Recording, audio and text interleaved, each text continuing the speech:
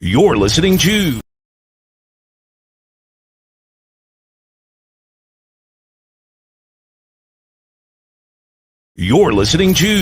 WZYE 95.9 FM. You are listening to WZYE 95.9 FM, the most influential name in Caribbean radio in the tri-state area. Broadcasting from East Orange, New Jersey, the most influential name in Caribbean radio, WZYE 95.9 FM.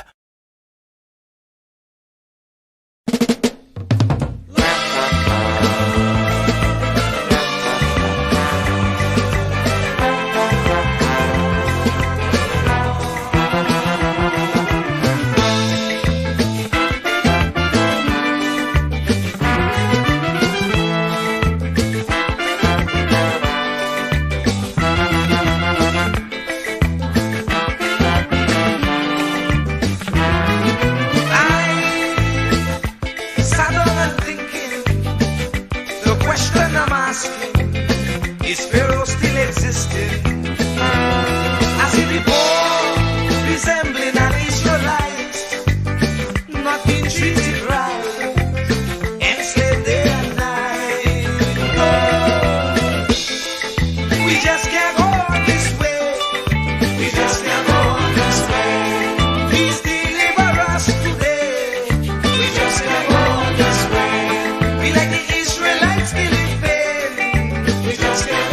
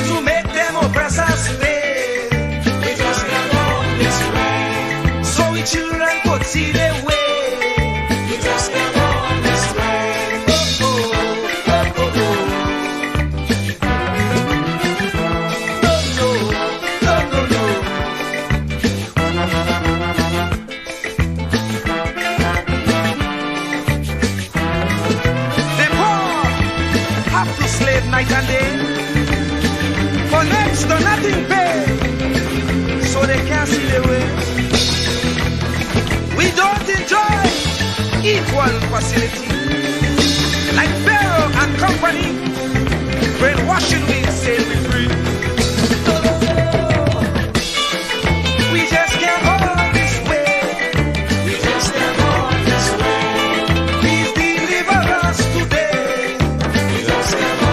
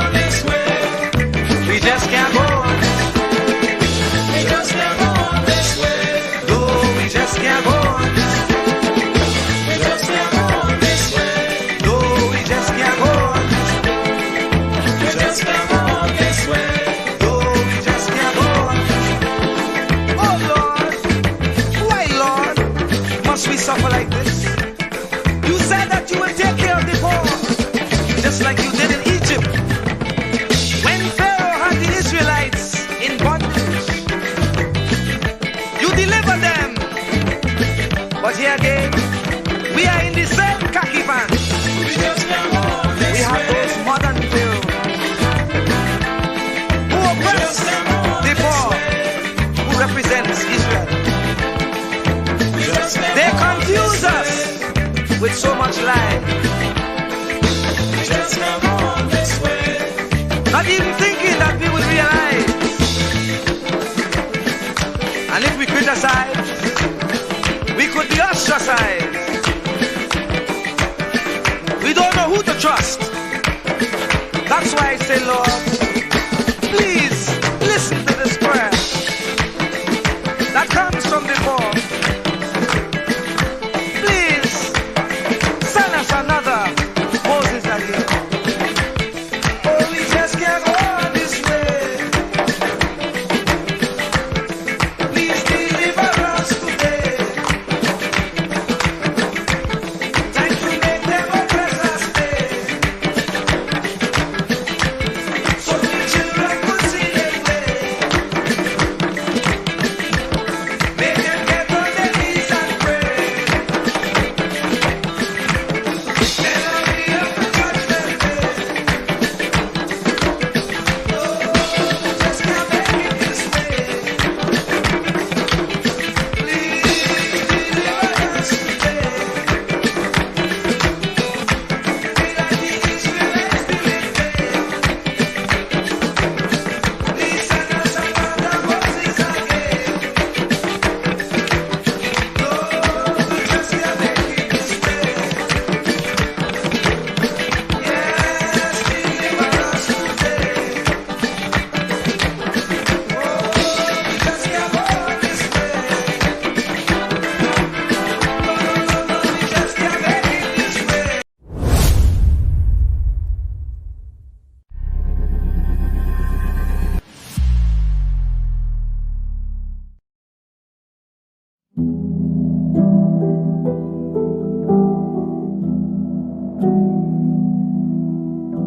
Do not categorize the blessing by colors. It is not the colors you need to watch. It is the character.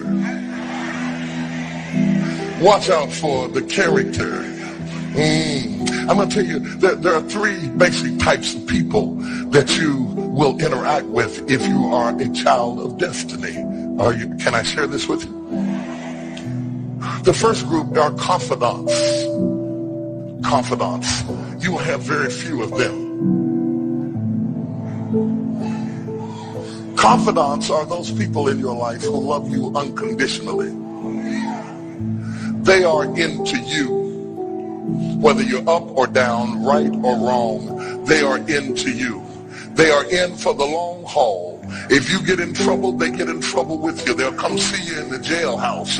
They'll come get you out of the crack house. They're confidants. You can open up and share anything with them.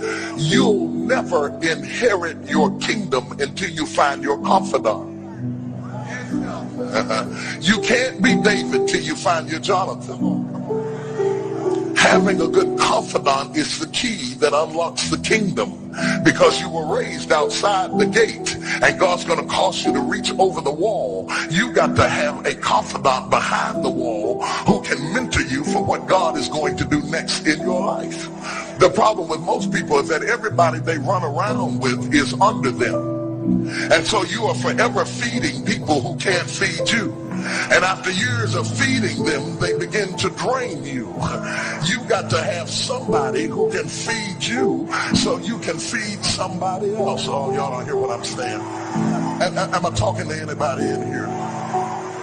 You need the confidant then. The confidant is those few people that come along in your life that are for you. They are with you. They are intimately intertwined in your life. They are there to make sure that you reach your destiny. They will confront you. They will get in your face. They will get in your business. They will tell you when you're wrong because they are confidants. If you have 2 or 3 of them in a lifetime, you are a blessed person. Without them, you'll never be who God called you to be. You need to find your confidant. Number 2, the other group are your constituents. They are not into you. They are into what you are for. They are for what you are for. They are your constituents. And as long as you are for what they are for, they will walk with you and work with you and labor with you, but never think that they are for you. They are for what you are for. And you have to know that, because if they meet somebody else that will further their agenda, they will leave you and hook up with them, because they were never for you. They were just for what you were for. They are your constituents. And throughout your life, if you're not careful, particularly if you're broken, you will mistake your constituents for your confidants. And you will think that they are for you when they are really not for you. They are just for what you are for. And by the time you get to falling in love with them, they will break your heart as they hook up with somebody else who is for what you are for, because it was never about you anyway. It was about the causes that you represent. They are for what you are for, but they are not for you. They are your constituents. Can I go deeper with this? The third group are your comrades. These people are not for you, nor are they for what you are for. It is just that they are against what you are against. And the comrades will make strange bedfellows. This will cause people to come together who are not for you, and they are not for what you are for, but they are against what you are against. And they will team up with you to help fight a greater enemy. But don't be confused by their associations. They will only be with you until the victory is accomplished. These people are like scaffolding. They come into your life to fulfill a purpose. And when the purpose is complete, the scaffolding is removed. But don't be upset when they are removed, because the building always remains when the scaffolding is removed. What I'm saying to you, my brothers and sisters, expect the constituents and the comrades to leave you and desert you after a while. Don't be upset when they don't react to your dream the way you expected them to, because they were never really with you in the first place.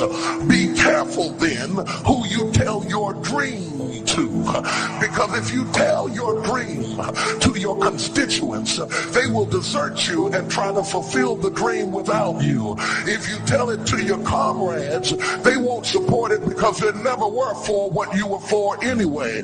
If you find a few people in your entire life with whom you can share your dream with, you are a blessed somebody. I can tell you how to identify people who are really for you. If they are really for you, they will weep with you when you weep, and they will rejoice when you rejoice. When you walk in a room and you tell somebody good news, stop being happy for a minute and watch their reaction. If they're not happy for you, shut your mouth and walk back out of the door. Oh, y'all don't hear what I'm saying to you. Oh yeah, because when they are really connected to you, they will be happy for you when you share your dream. Find somebody, look them in the eye and say, are you happy for me? If you don't get the right reaction, don't tell them anything else. You need somebody who's really going to be happy for you. I don't want just anybody praying for me. I don't want none of them haters praying for me, because you know you hate me and you don't want me to succeed. I want somebody praying for me who really wants me to be blessed, who wants me to be an overcomer, so you can put up your oil and stop speaking in tongues, because you know you never did speak to me anyway, and ain't no need in you coming up here in this hospital like you gonna pray some cancer up off of me. I'd rather have somebody who really loves me lay across the bed and rebuke the devil. And God is so faithful, he'll always give you somebody.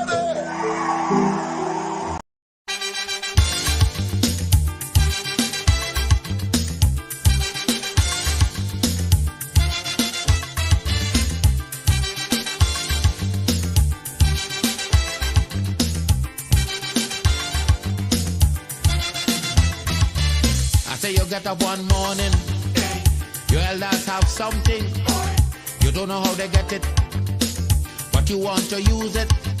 But if you ask them old people to get the things what they went through, ask them this any day, and your parents sure to say, black man have to keep on jamming, for black man to get a little something. Make up your mind, brother, that you're able holy and jam with the devil. Why? Black man have to keep on jamming. For black man to get a little something. Make up your mind, brother, that you're ready to swim offshore and hold your boat steady. Black man have to keep on jamming. For black man to get a little something. So when you're here, you get a little something. With that dragon eye, you keep watching, because I don't tell you already. Black man don't get nothing easy.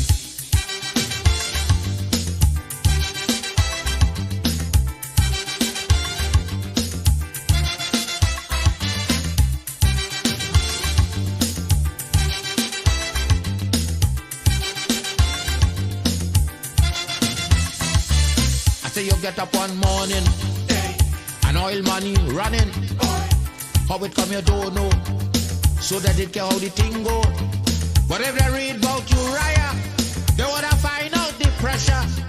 How we get so much old hell to get a penny from TLL. Black man have to keep on jamming. For black man to get a little something, you got to take up your own cash money, pay people for your own refinery. Black man have to keep on jamming. For black man to get a little something. Make up your mind to be a magician, to make money out of scrap iron. Black man have to keep on jamming. For black man to get a little something. So when you're here, you get a little something. With that eagle eye, you keep watching, because I don't tell you already. Black man don't get nothing easy.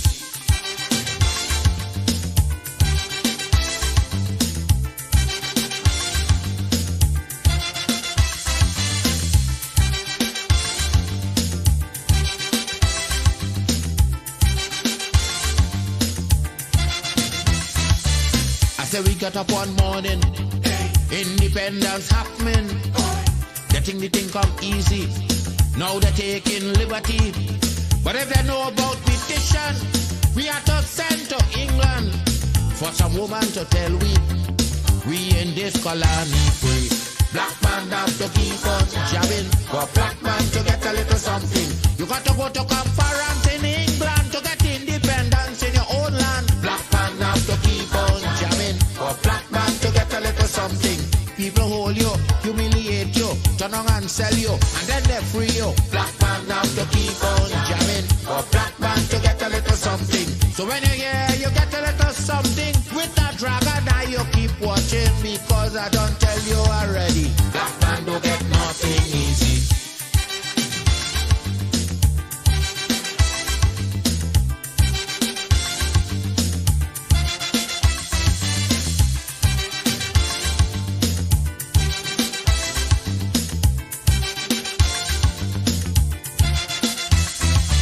So when a black man gets something, he got to start thinking. You get it there easy. You got to practice economy. From getting licks from the slave master to become the land owner. Brother, it's a terrible journey, packed with plenty brutality. Black man have to keep on jamming. For black man to get a little something, you got to rise up, you got to stand up. Make up your mind, you will always stay on top. Black man have to keep on jamming. For black man to get a little something, you got to go to conference in England to get independence in your own land. Black man have to keep on jamming. For black man to get a little something, you got to take up your own cash money, pay people for your own refinery. Black man have to keep on jamming. For black man to get a little something. Make up your mind to be a magician, to make money out of... Keep me as the apple of thine eye. Hide me under the shadow of thy wing. O Lord, my Savior. It's so hard to deal with personal struggle. So sad when you feel alone in your trouble. It's real hard when you want to talk to a brother. It's so bad because of how some look at you after. So Jesus, cover me while you fix it. Cover me while you fix it. Cover me while you fix it. Jesus, cover me. Cover me while you fix it. Cover me while you fix it. Cover me while you fix it. Jesus, cover me. Cover my head. Satan want me dead. Cover my back from human attack. So Jesus, Cover me while you fix it. Cover me while you fix it, Jesus. Cover me while you fix it, Jesus. Cover me. People see you smile, but don't know the hurt that you're feeling. Even as God's child, at times your heart does be bleeding. Where can you go when you're really looking for healing? Who know how to flow when your soul needs some restoring? So Jesus, cover me while you fix it. Cover me while you fix it, Jesus. Cover me while you fix it, Jesus. Cover me. Cover me while you fix it. Cover me while you fix it, Jesus. Cover me while you fix it, Jesus. Cover me. Cover me home from evils unknown. Cover my feet so I'll never retreat. Oh Lord, cover me while you fix it. Cover me while you fix it, Jesus. Cover me while you fix it, Jesus. Cover me.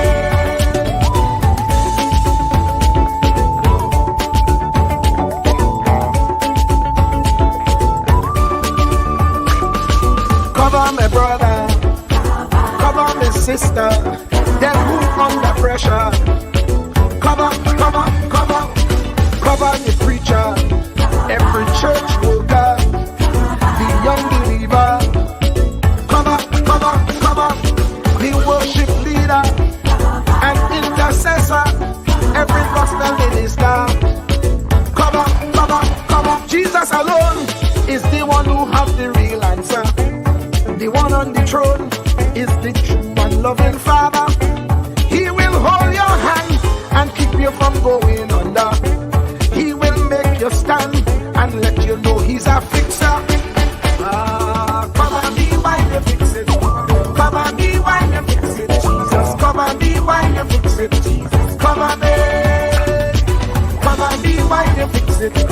Cover me while you fix it, Jesus. Cover me while you fix it, Jesus. Cover me. Cover me mind. You know the struggle sometimes. Cover me mouth, that the wrong thing wouldn't come out. Oh Lord, cover me while you fix it. Cover me while you fix it. Cover me while you fix it, Jesus. Cover me. Cover the Christian in the midst of aggression with the power of your right hand. Jesus, cover them helpless children. Jesus, defend them. Send help from heaven. Jesus, cover all them radio stations that blessing the nation. Grant divine protection. Jesus, cover me.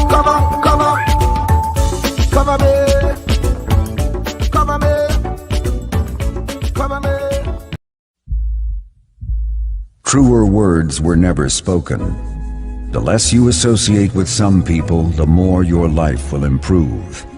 Anytime you tolerate mediocrity in others, it increases your mediocrity.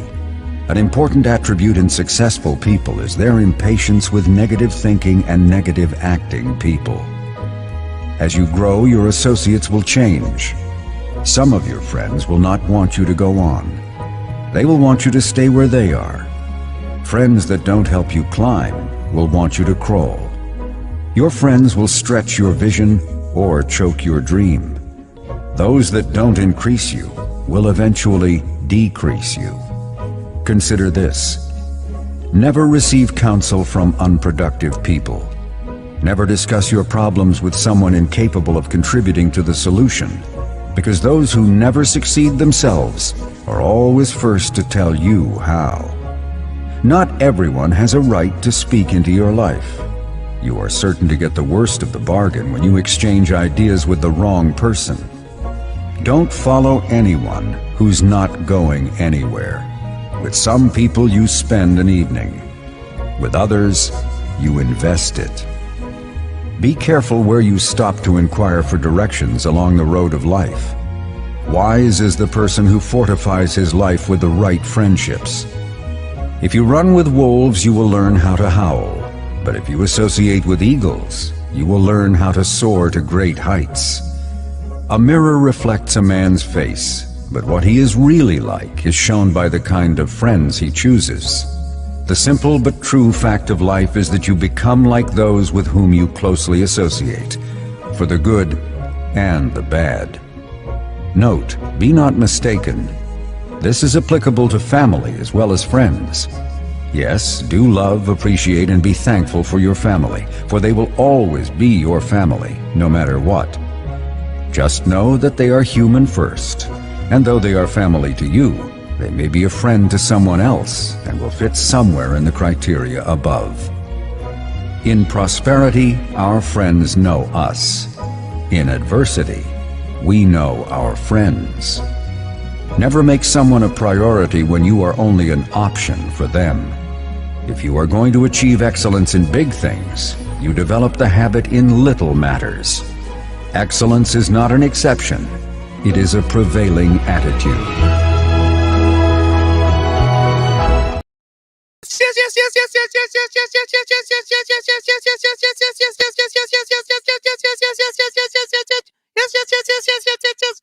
Let me say a special hello to all the WZYE 95.9 FM listeners, of course, ladies and gentlemen.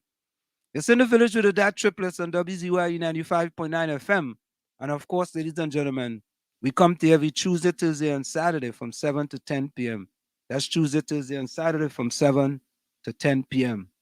And let me say, you know how we say it here in the village? We originate, we don't imitate. Doesn't matter what color t-shirt you wear. You wear a purple t-shirt, you wear a maroon t-shirt, you wear a salmon t-shirt. Each and everyone is welcome in the village with the DAT Triplets on WZYE 95.9 FM. And of course, ladies and gentlemen, doesn't matter what planet you're from Mazatanians, Venerians, Zonaranians.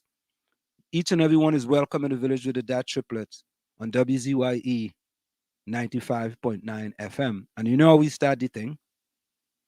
It have our place, WZYE, where they treat you like friends and family. So if you're looking for a place to belong, going WZYE, you could come along. If you have haste, do come with me. We do have DAT on WZYE, Santa Meditate. Yeah. That's it. You know how that does go. You have a place called WZYE. You know, each and everyone is welcome, of course. Let me bring in 1/3 of the DAT Triplets. No other than the man himself, the commissioner. Yes, that's the man from Sally Bay, the man from Marabella, the man that went to Palo Seco Government Secondary, the man that went to school with a renowned journalist, Andy Johnson, the commissioner of Newark, the man himself, the one and only, Thomas E. Marshall Nisbet Boy. Come welcome. Thank you for welcoming me, and it's a pleasure to see you again. You're looking spiffy as normal. How are you feeling today? Today is a splendiferous day, man. Today was a good day. Today was a little bit of, we had a little bit of rain today. It was today or yesterday? Yesterday. Yesterday, yeah. We had a little bit of rain yesterday, but other than that, Tommy, everything is fantabulous, man. Can't complain. Excellent. And that was a beautiful introductory show last evening on 91.9. Must congratulate you on that. Well, congratulate all of us. I don't know what time if Dinah is going to join us. Do you know if she's going to join us? I haven't heard yet, but she might be a little busy tonight. We'll see. All right, so we'll see. So, Tommy, I want to agree with you, man. I think that you don't get a second chance to make a first impression. And I want to say our first impression of streaming up, you know, Tommy, I'm trying to wonder if that was the first time that was done in Trinidad with respect. I don't know. I'm sure that have done before. Maybe it's the first time on that station. We don't know. We'll have to find out from the boss himself. Yeah. I'll ask him. I have to ask him if that was ever done before, where you stream a live program on a station in Trinidad and a station in the United States at the same time. Simultaneously, right? Yeah. Tommy, when we say here we originate, we don't imitate, we really mean that, you know? Oh, for sure. Yeah.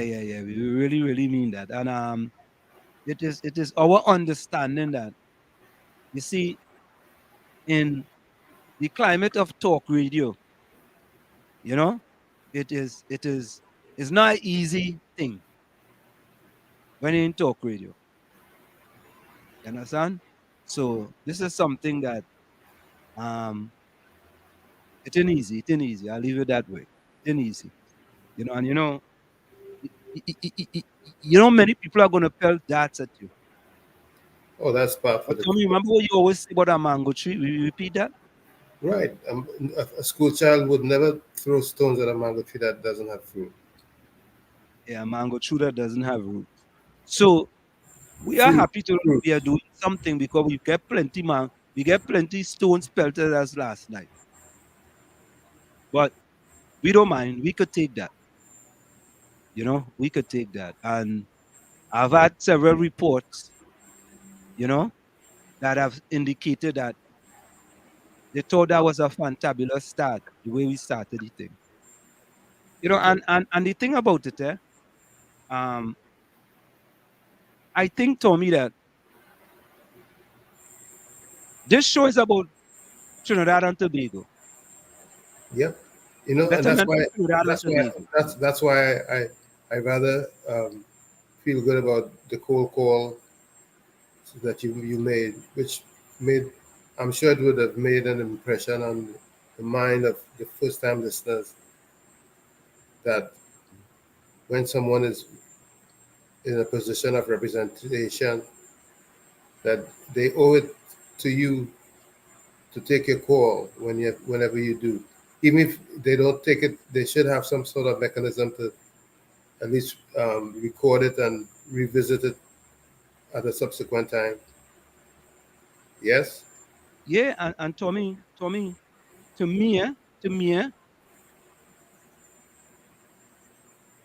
the government, via those three ministers, to me, showed their true hand in what they're about as far as serving the people. But moreover, I hope that those who were listening took note of what you did and recognized what the point that you were trying to make to them is, because so often blindly and with with sycophant attitudes, you would overlook things that you should be taking note of and making a, a, a song, a solid mental note of, so that you can treat with your representatives in the right way based on how they behave, because that's basically behavioral problems and lack of accountability when they don't take a call, when they don't respond to you trying to reach out to them. They don't know if it's an urgent matter. How would they ever know? And Tommy, and that was the point, eh? That was the point. The point was that when you swear, when you swear, when you run in a government election and you win office, you are selected to be in the office or elected, right? You are being paid the tax dollars of the people, and you have to serve the people by any means necessary.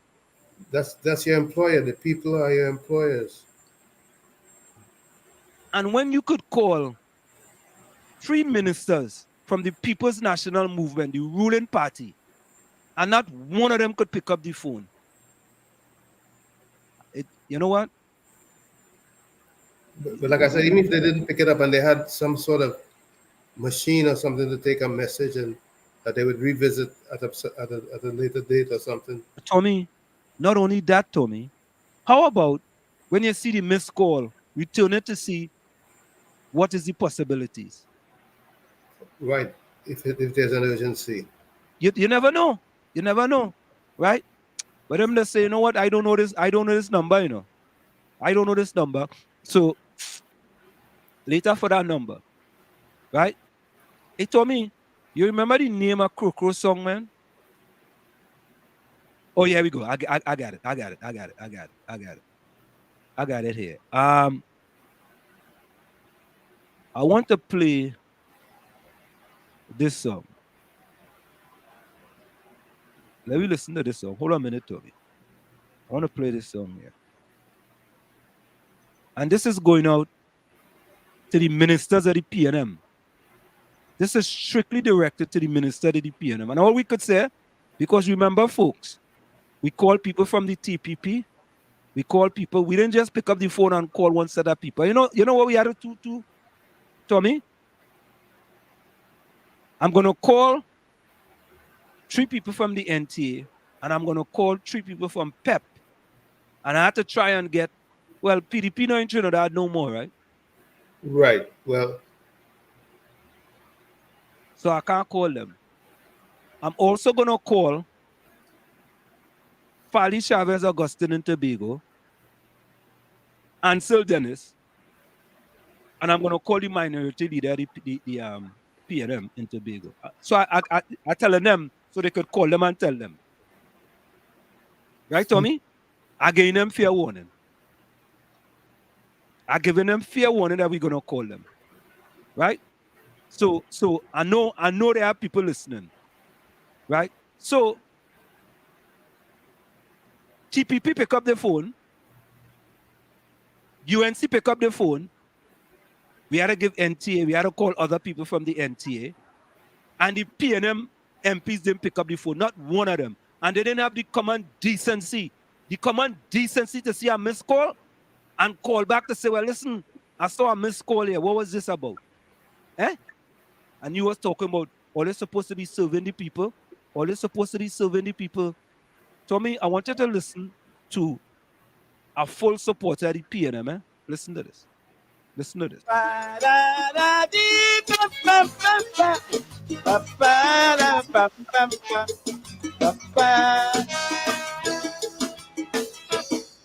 I just want to warn me children.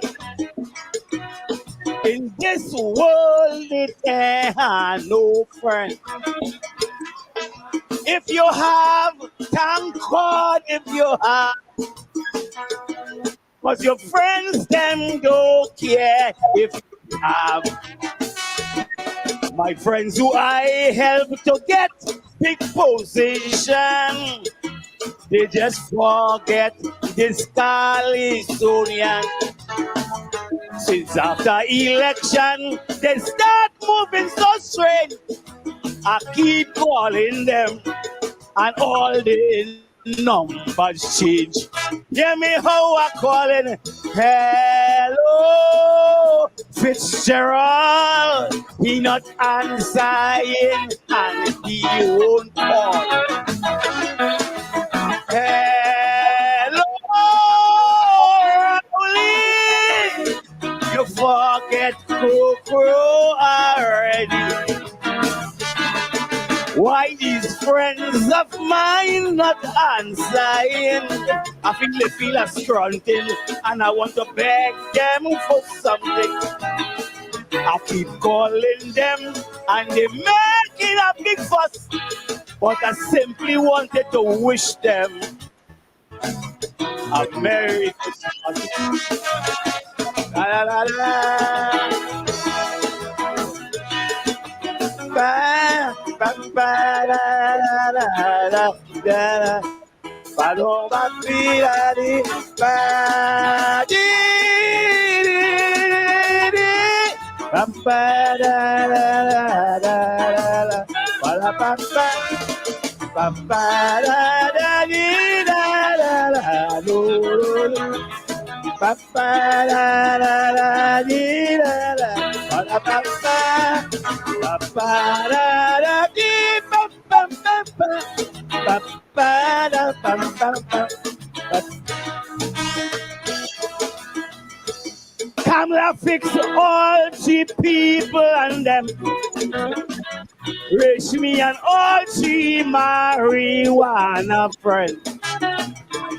3 years all you in power when it's France all you do.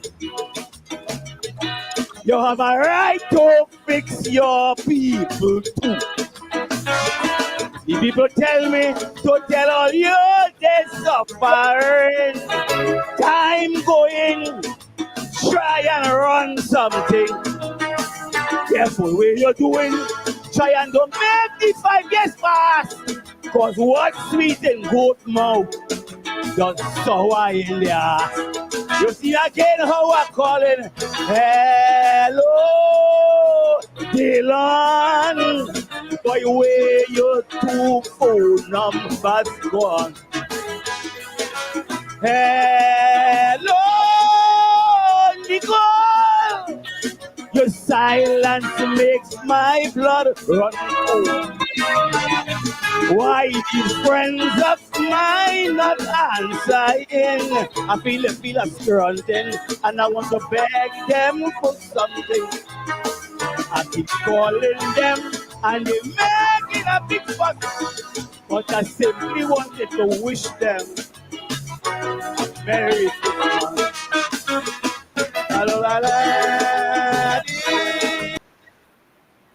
Yep. And of course, that is the one and only Crow boy. I just calling them to ask them how things going in their constituency. That is all I calling them to ask them. What going on? You understand? And not one of them. They're 0 for 3, boy. They're like the West Indies. 0 for 3. They make a big duck. Right? And them is supposed to be 40 people. Yeah? Well, Hold on. Let me look for something here, Tommy. Hold on, hold on, Tommy. I just thought about this year.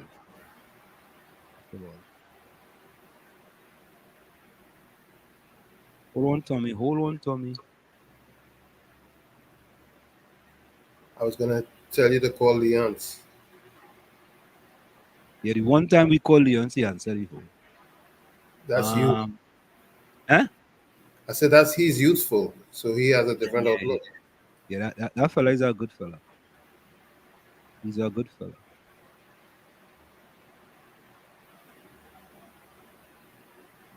He's a good fella. Yeah.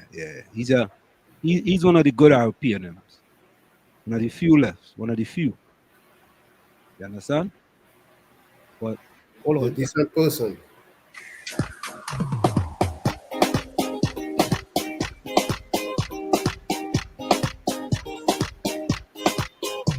We love you so we take good care of you. Only the PNM understands. We love you so we take good care of you. Only the PNM has a plan. In service to the people, stable and strong. One leader, one party, you can depend on. PNM has a... Tommy, Enough. did I hear service to the people? Now let me go back and see if I hear that correct. Hold on, I want to hear that. I just want to hear that. Okay, let me. Understands. We love you so we take good care of you. Only the PNM has a plan. In service to the people. Oh, yeah, I heard it right. Sorry. That is it. I heard it right, Tommy. Service to the people, and people calling you and you ain't picking up your phone. That is service, boy. That is service. That is top-rated service, boy. Boy, imagine if the whole country was to get that service, how wonderful the country will be. Eh? Let me go to the chat. Yeah? Let me go to the chat. Yeah. Of course, things back to normal. Nadia was first inside. Yeah. Nadia says good night. Anselm. Tommy, good night. Yeah.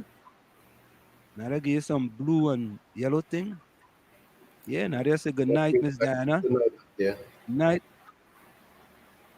She shouted, he loved Dr. Albert Troy Ellis Vonnie. Takesha. Bless good Judy Lana Rose. Hey, Takesha, welcome. How are you? Kish. Welcome, man. Welcome, man. Yes, Takesha in the house. Ansem, good night. Yeah, Takesha. Tommy, good night. Takesha, come back. Takesha back inside. Diana the Storm, good night. Oh, God, she get real emojis, but yeah. Nadia, we know it was night. Bless good night to all in the village. Hey, look, Vonnie Roberts come back 2 years, boy. Vonnie Roberts, where you been, partner? I hear you was up in Mississippi in Canada. Is Mississippi right, Tommy? Saga. Oh, Mississauga. Yeah, Mississauga. Hey, look who inside early tonight, boy. But wait now, Mean Tommy, Gene? but no, something going wrong. He have a Eugene Julian and he have a Mean Gene. So I wonder if his wife take away your phone from him early and then give it back to him and use a different phone. You think he has a split personality? No, because he had Eugene Julian and Mean Gene Julian. That is two different person, You right? think it's I was wondering if it's a split personality. Tommy. I want to ask myself that question too. Why I was thinking that maybe at 7 o'clock his wife took away his phone and give him her phone and he used it, and then he tell him, all right, take this for the next half an hour, and I'll come back and get it, and he decide he get back his phone. I mean, I Anyway, could be wrong. I see a true Macanian buddy in the mix. He's in the mix. Yeah. Of course he's in the mix. Yeah, man. I'm a my village family. Yeah. Trinidad Welcome to the Margo, boy. Welcome. village, Margot, Trinidad Margot. Mhm. Darren, welcome. All our so-called independent insulations is rotten to the core. So-called them thing are independent no more. It's not so-called independent, Darren. It's not independent no more. It's It's dependent dependent. now. Oh God, Tommy, I'll show you talking about that thing with the FIU. We go get into that. Oh yeah, that's too Tommy, much. is that madness, boy? You know, it's abuse. That's what it is. But Tommy, it seemed that many of our organizations in Trinidad and Tobago is breaking down under Prime Minister Rowley. Why is that? You know, again, we talk about what the focus should be when you have a position. What should your focus truly be? Solving crime, not making crime or creating liabilities for the people, because it's the people's purse that has to pay when you get sued. And they've been having to pay out money to Gary Griffith. Eh? Just imagine, Tommy, why is it that you will go after a former commissioner of police and his wife, and the FIU going to go to the bank and tell them you want their personal bank statement? Eh? If Gary Griffin and them had the money, they had the resources to fight the government. What about a little small man, boy? What about a Yeah. little small man? You know, and quietly people are suing and getting Winning. in. But the thing about it, Tommy, why isn't the country in an uproar? Whether you PNM, UNC, NT about this? Because, no, sir, all right, yeah, all right, I gotta read something there. Yeah, Anderson, good night. I want to read something there. Let me see if I find it there. Tommy. I want to read something. Let me see if I find it there. Mind us just running these things every once in a while. I think I'll go find it. All right. And Tommy, I think I'll go do that editorial tonight. I feel I'll go do that editorial. But I have so much of them, man. So much of them. Sometimes I doesn't even know which one to do. But before we get to the top of the hour, I want to read this. Let me see if I get it. Give me a minute there. This was a story by, I think it was a Jewish person, and I cannot change it around to suit what going on in Trinidad and Tobago. I just hear something go on there, right? So, folks, give me 1 minute. Tommy, look at our editorial here. Uh-huh. You have to read it. Yeah. Oh, boy, look at the editorials are here, boy.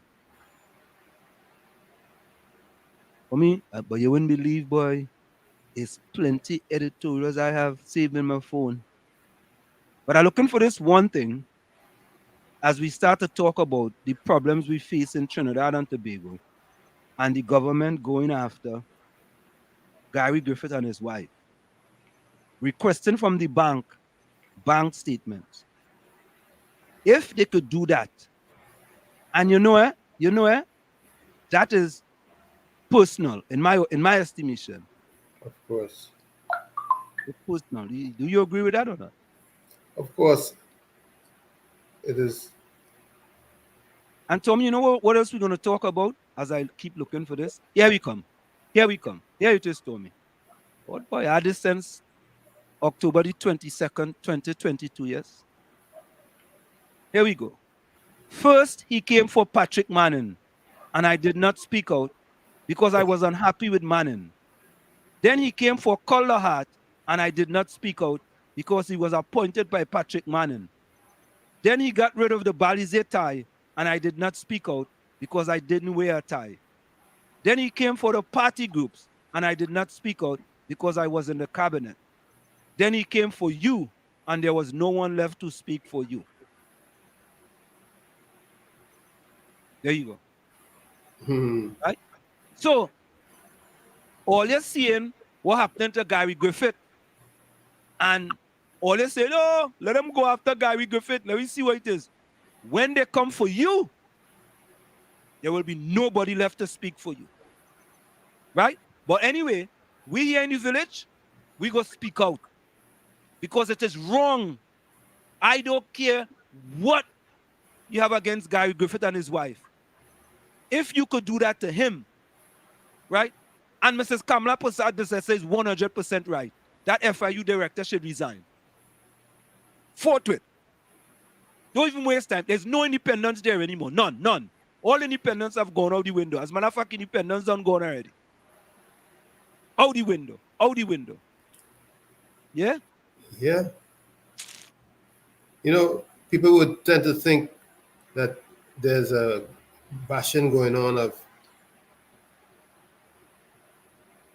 the ruling party at this time, when it's simply what's right and what's wrong. Truth to power. That's all we care about. Tommy, what does you say again? What's wrong cannot be right? There's no wrong. Right? There's no right way to do a wrong thing. Correct is right. So for those who don't like to hear the truth, you know what?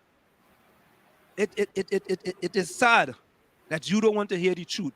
Because you know what? Just as the little poem just said, when they come for you, who is going to left to defend you?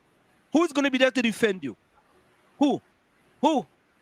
When we trample on all these so-called independent organizations, we trample upon them. All right? And you're selective. All right, we're going after he. We're going after she. And it's my understanding there's about 50 other people on some listener. They have a listen. Trampling on the citizens' right. Trampling on the citizens' right. And the citizens want to sit down there and take that. Right? Oh, Gary Griffith, well, Gary Griffith called them cockroaches. Hey, I was against that. We rally against that. But right is right and wrong is wrong. But what does your John call them? Potongs and termites. How far is that from cockroaches? Well, Tommy, you have a valid point there. Right? As a matter of fact, let me remind them. Let me just remind all you. Let me remind all you. Take a listen. All you just remember. I want to. And this is what I'd like you all to think about. Actions are not words. Because you see, talk is cheap. And I've looked on throughout the last 10 years and seen how talk is cheap. They have some people, and I will say it again, who have just come out of the woodworks like termites and want to be leaders all of a sudden of the great party that we are. But you see, PNM membership think choices very carefully. And this is what I'd like you all to think about. Actions are not words. Because you see, talk is cheap. And I've looked on throughout the last 10 years and seen how talk is cheap. They have some people, and I will say it again, who have just come out of the woodworks like termites and want to be leaders all of a sudden of the great party that we are. But you see, PNM membership, going back to that period of opposition, you have some people who are now putting themselves forward for leadership positions in the PNM that seem to have just sprung up with the announcement of this internal election. Some of them have spent the last 7 years of a PNM government in power since 2015, doing nothing but criticizing and like little potongs barking at our ankles as though they are the opposition. And now they want to put themselves... And when Stuart Young called black people termites and potongs, them same black people who criticizing Gary Griff was silent, like Sugar Allo says. Not one word. Not one word. And all you two, all you two, it's the HDD, yeah? The hypocritical, deceitful, and disingenuous. That is PNM people in HDD. PNM people in HDD. Hypocritical, deceitful, and disingenuous. Not high definition, no. HDD. They got a separate D, an extra D. Hypocritical, deceitful, and disingenuous. Right? Stuart Young calling 3 black people potongs. And the PNM people cheering. Cheering. Right? At least, Gary had a reason to call them that. No, the thing is that, and these people were in the party before he was even... Before, yes, correct is right, Tommy. Before he was even there, he was there. They were there. All 3 of them, Junior, Barack, Karen, Nunes, Ishera, and Boynes. Much longer than he, but you come out and stand and you're calling them potong. And the black people saying now they're cheering. All they cheering. Yeah, Stuart, you call my people potong. Good thing. Termites. Yeah. They're coming out like termites. They suddenly come out the woodwork. Out of the woodwork, yeah, like termites, man. And always potong. And always cheering for that. That is all they like. We like it so, we take good care of you. Only the PNM understands. Let's go for a quick break.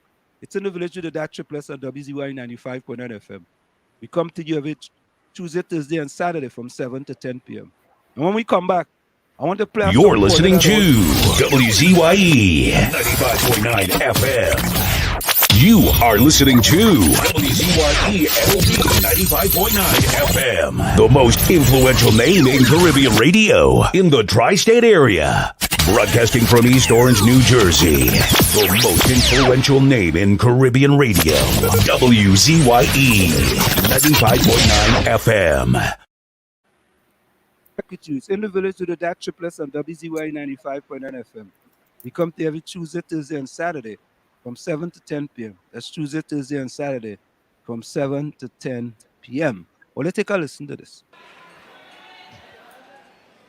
She's going to be singing Plight of My People. Make some noise for Lady Gypsy.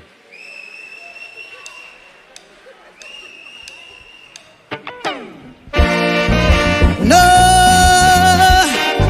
plight of my people.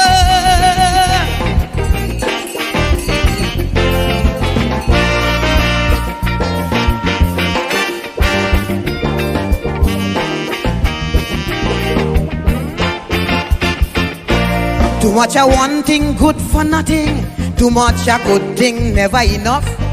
I don't know why my black people cannot see. No party never care about we. Every election we so devoted. How we love up with PNM. As soon as election come and go, it's only problem after problem. How could we cope? Man lost the hope. I ain't seeing no solution. Every time PNM come in power, it takes a toll on black man. I don't want to sound like a racist, but this is what I can see. They just take care of the race, but they damn well know they have we. I want to ring me bell Wake up Eric Williams. Tell him the party found him PNM needed immediate attention. Ring me bell. Wake up Mother Cornhawks. Tell she to cast a spell on we party, 'cause it's not what it used to be. I ring my bell, ring my bell. I ring my bell down there.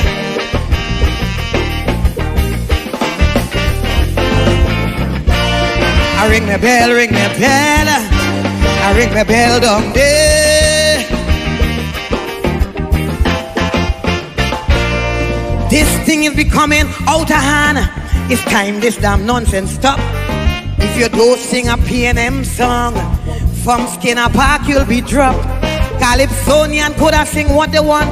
We were the spokesman for the people. Eric Duffy, Chambers Dunphy. When Kamala drunk, how she like to pee. Calypsonian know that's nowhere to go. Too much happening in we country. All this killing spree, young woman body, but only about PNM you could sing. All them songs playing on the radio, all you singing with Kamala do. But when PNM do a wrong thing, I ain't hearing a word from you. I want to ring me bell, wake up Mother Cosell. Every Monday she preach on Wack Radio and is the biggest critic of Calypso. Ring me bell for Patsy and Joni. I want them two cultural lovers to know not only PNM song is Calypso. I ring my bell, ring my bell. I ring my bell down there.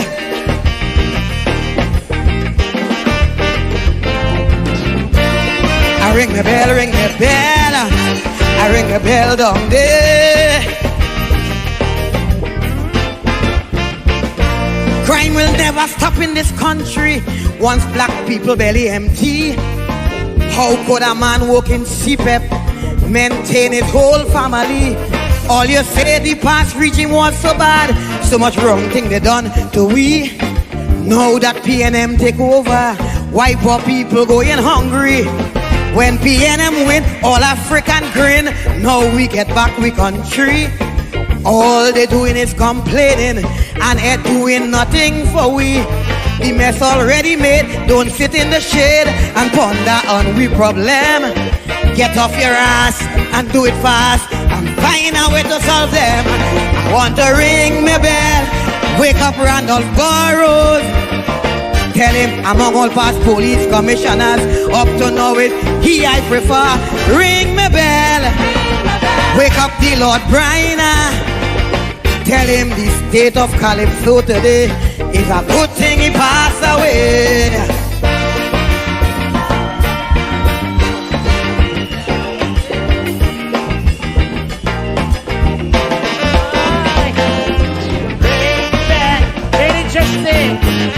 Oh, yeah, yeah.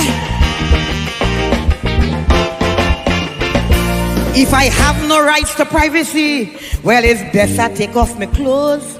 Please apologize, Mr. AG, for uttering those silly words. When Munilal say, hush your stink mouth, the whole country come down on he. Nobody tell him but nothing for calling a man stupidity. Please don't get me wrong, I am PNM strong. I will stand defend my party. But when my pocket dry and empty, everyone is my enemy. All you take with Carnival Village, no Calypsonian can't make a cent. Great is the PNM, I go sing that and pay my rent. Ring my bell.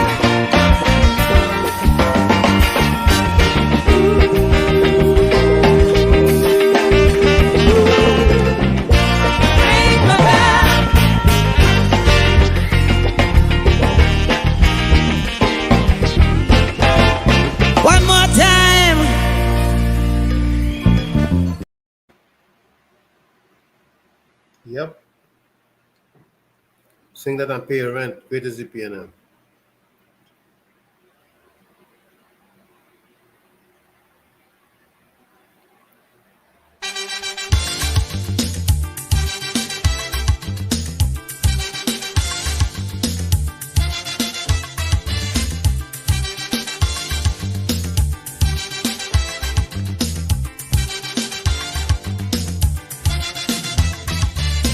say you get up one morning, your elders have something.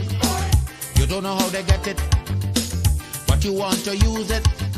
But if you ask them old people to get the things what they went through, ask them this any day, and your parents sure to say, black man have to keep on jamming, for black man to get a little something. Make up your mind, brother, that you're able to get a pulley and jam with the devil. Why? Black man have to keep on jamming, for black man to get a little something. Make up your mind, brother, that you're ready to swim offshore and hold your boat steady. Black man have to keep on jamming, for black man to get a little something. So when you're here, you get a little something. With that dragon, now you keep watching, because I don't tell you already. Black man do get nothing easy.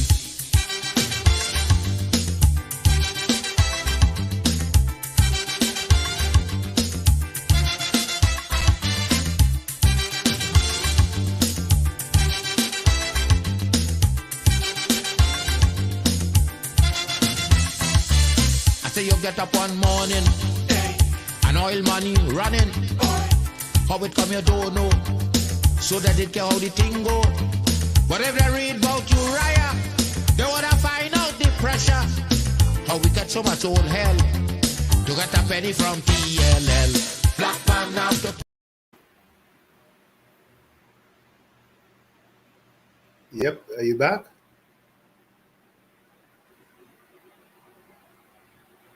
I'm not hearing you. Anselm, can you hear me?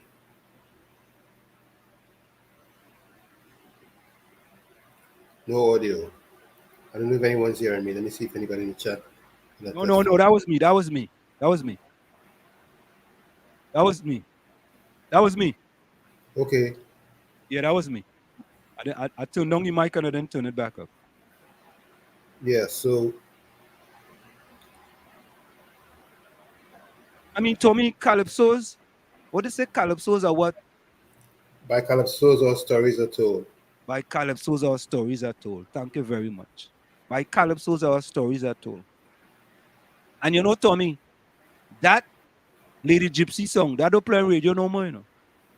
No, well, I asked Iowa if he could play that, but the politics of Trinidad wouldn't allow a lot of stations to play that. yeah. And this, all them PNM hosts should be playing that Black Stallion song every day. Every day. Every single day. All of them. Because even them don't get nothing easy. Anyway, Darren Red says, God help those who help themselves. Remember that? Takesha says, only love in the village, no room for hate or negativity, just love. Yeah, we only love in this village. Darren made a good point, you know, because you really have to help yourself. Yeah, I agree with that. You can't sit down on your hands and expect manna to drop from heaven. No, I agree with that. But even though you have to help yourself, things have to be in place to give you support. If there's no support and no opportunities, what happens? But Tommy, as you said that point, let's say some one of them family is one of the 26% living below the poverty line under Prime Minister Rowley, right? And then they implement property tax. And then I have a parlor in my yard to feed my family. I have a little parlor to feed my family, right? Because I'm living below the poverty line. And I want to survive. I only have an elementary school education. And I want to help my family survive. Now you're coming hitting me with a 3% annual rental value property tax. And then since my parlor is now a commercial property, I gain a 5% tax. So I gain an 8% tax, Tommy. Let me just say, for simple math, it come up to $300 a month. Somebody goes, well, it's only 300, right? But even worse, we have a budget coming. Oh God. Gas is I believe I heard that gas is set set to go up by $1 per liter. Really? Wow. All right. Wow. No, So no, that Tommy. means Tommy, further. say it in so. Nah. Well, I just hope what I heard is incorrect. I think you didn't hear correctly. But I want to believe you did not hear correctly. we'll find out soon enough. We'll find Did out. anybody hear that? Anybody in the chat? Did you hear that? Well, I mean, it's just a rumor.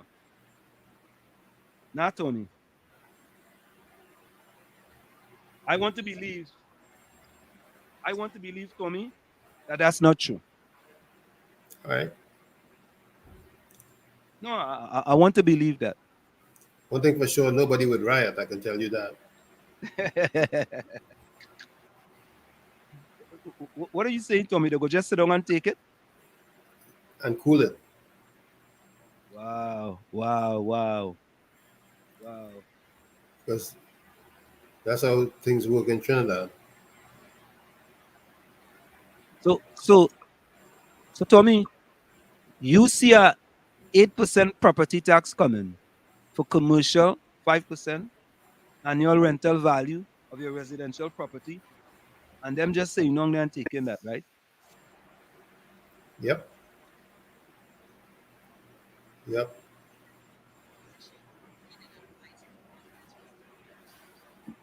Wow, boy. I have a video I want to play just now there. Khalid, welcome. Good night, Diana and WZYE crew. Good night to you. Highly inside. Yeah? Highly says, blessings and love, keep on jamming. Highly said, nothing easy, boy. Nothing easy. Nothing easy. Not only that, Not only that, but since we're on that rule tonight, what do I do with that one? Okay, I'll get rid of it. Highly. I will get that one for you just now, Highly. I'll get that one for you. Renrick, out of Tobago, boy. Out Tobago, partner. Out Tobago. Darren says the people don't want Jesus, boy. They want Keith Rowley. A country reflect their leader, and that's absolutely correct. And when you talk about a leader, Tommy, let me ask a question. How many ministries have Fitzgerald Hines been in? Is this his third ministry? He was in Ministry of Public Utilities, right? Yes. Then he was Minister of Works, right? Mm-hmm. And then he's Minister of National Security now, right? Correct. How many ministries was he the minister for under Patrick Manning? I'm still. Did Manning give him any ministry? No. I'm folks. I'm asking a question. How many ministries did Fitzgerald Hines lead under Patrick Manning? Maybe I need to Google it. Let me see. Yeah. Could you guys in the chat tell us, please? Or and let me put up the number. You could send your voice notes, or you could call and let us know. Let me put up the number here. Let me put up the number because inquiring minds want to know how many ministries or what ministry was Fitzgerald Hines a minister of under Patrick Manning. You could either call that number or send us a text, or you could put it in the chat. One or the other. We're just trying to find out. Inquiring minds want to know and act and correct us if we are wrong. So far, Fitzgerald Hines was the MP for Mova Lavantel East. He was moved to the MP for Lavantel West. He was in Ministry of Public Utilities. He was moved to Ministry of Works. And then he was moved to Minister of National Security. Right? So correct us if we are incorrect. And was he a minister under Patrick Manning? All right. So I mean, we have a crack staff here. A crack staff. We have good people in the chat. Go let us know. Good evening, everyone. Blessings be safe. Shalom. Glory to the Most High Almighty. And Sam Diana. Blessings be safe. Good night, guys. Good night to you as well. Hailey says, okay, Ken, blessings and love, bro. Captain say, Wall is the first time our ex-PNM come in the station. Who was the ex-PNM? I know that. I know that one now.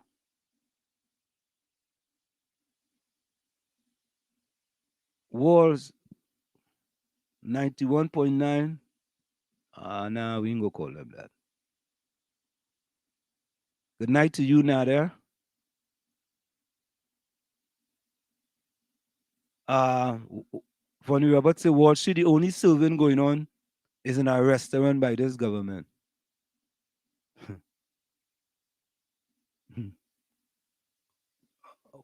A captain say, Wall's croco singing for his supper.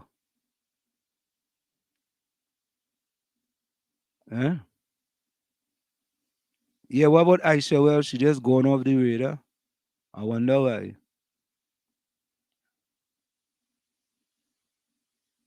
Cameron, welcome. Someone should sue the PNM for false advertisement. Advertisement. Okay.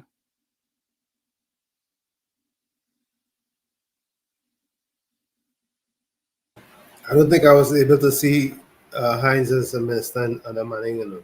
So somebody go tell us here in the chat, man.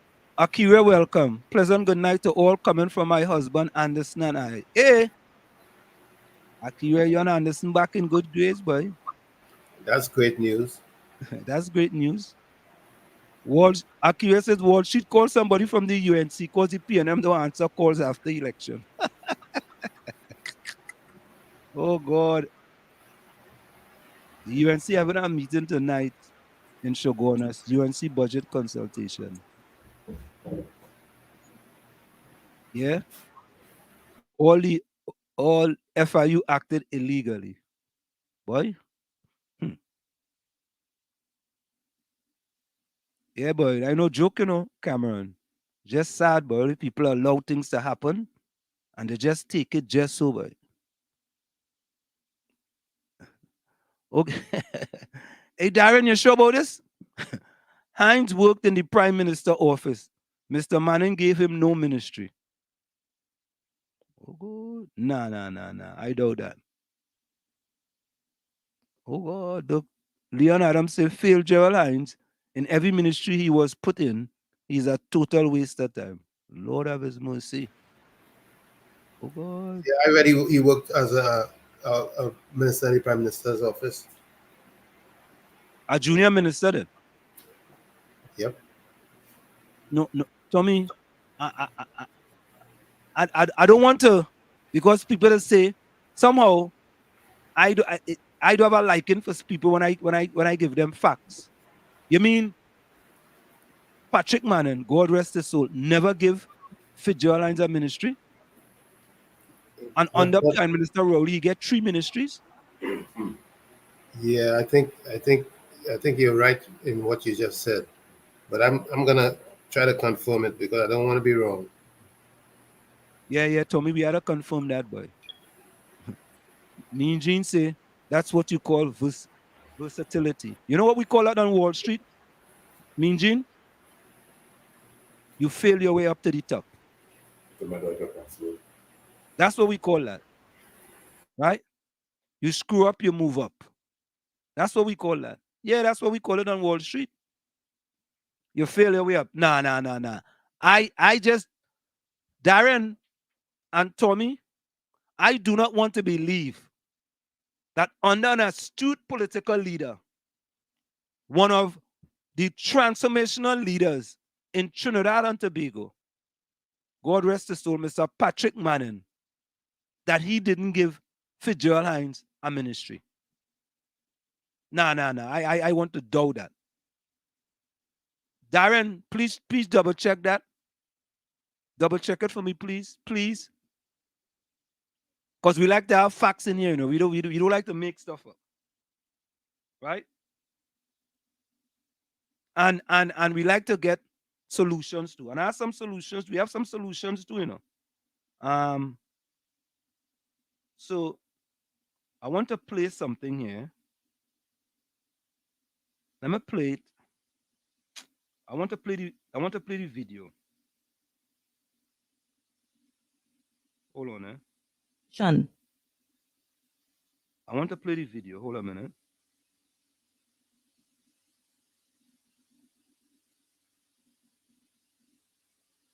Just a minute, folks.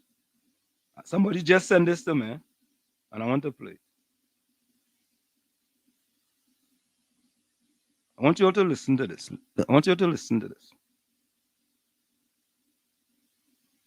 I'm going to see if I can send it to myself. Yeah. No, I gotta send it. I gotta send it somewhere. Rose, welcome. All right, you know what I'm gonna do? This is what I'm gonna do. I'm gonna just play the audio of this video, but I wanted to put it up. I want you all to take a listen to this when I come back. Rose, welcome.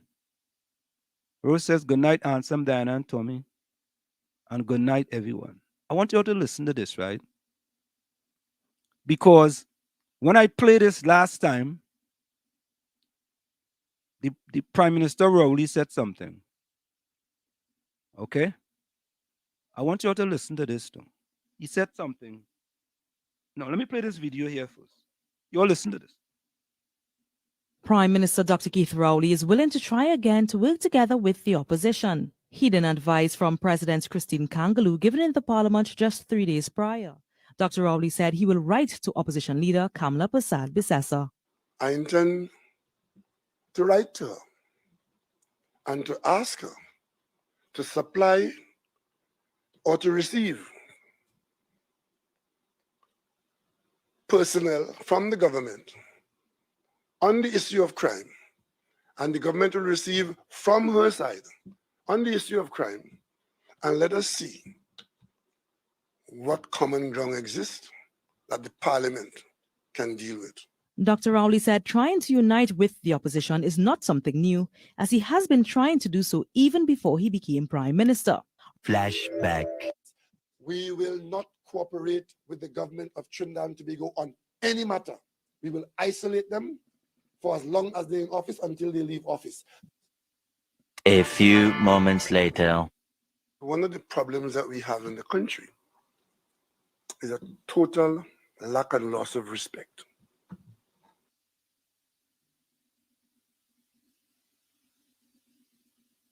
Flashback. Because I will tell you, like she loved you, like she loved no other man.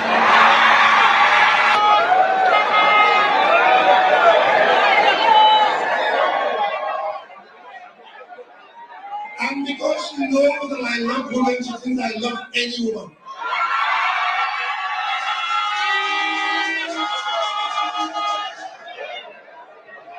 I have taste.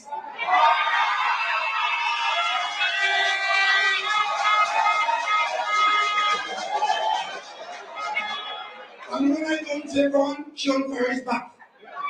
The lady is naked all alone. And she's scratching and boring. The real lady is coming out. The lady is coming out. When they say bring out the what? A lawyer who was on the verge of being your attorney general, sucking from the middle of the families. If she has a problem, she has it still. And if she could find a candidate in South Fernando West, bring him, bring her, with licks in your waist, licks in your face, and licks all over your petty place. And she could jump high, she could jump low. She could drink this, she could drink that. She could back from the door, because they know she chat. I tell you, I'm coming with a coattail telling you, vote for Kamla.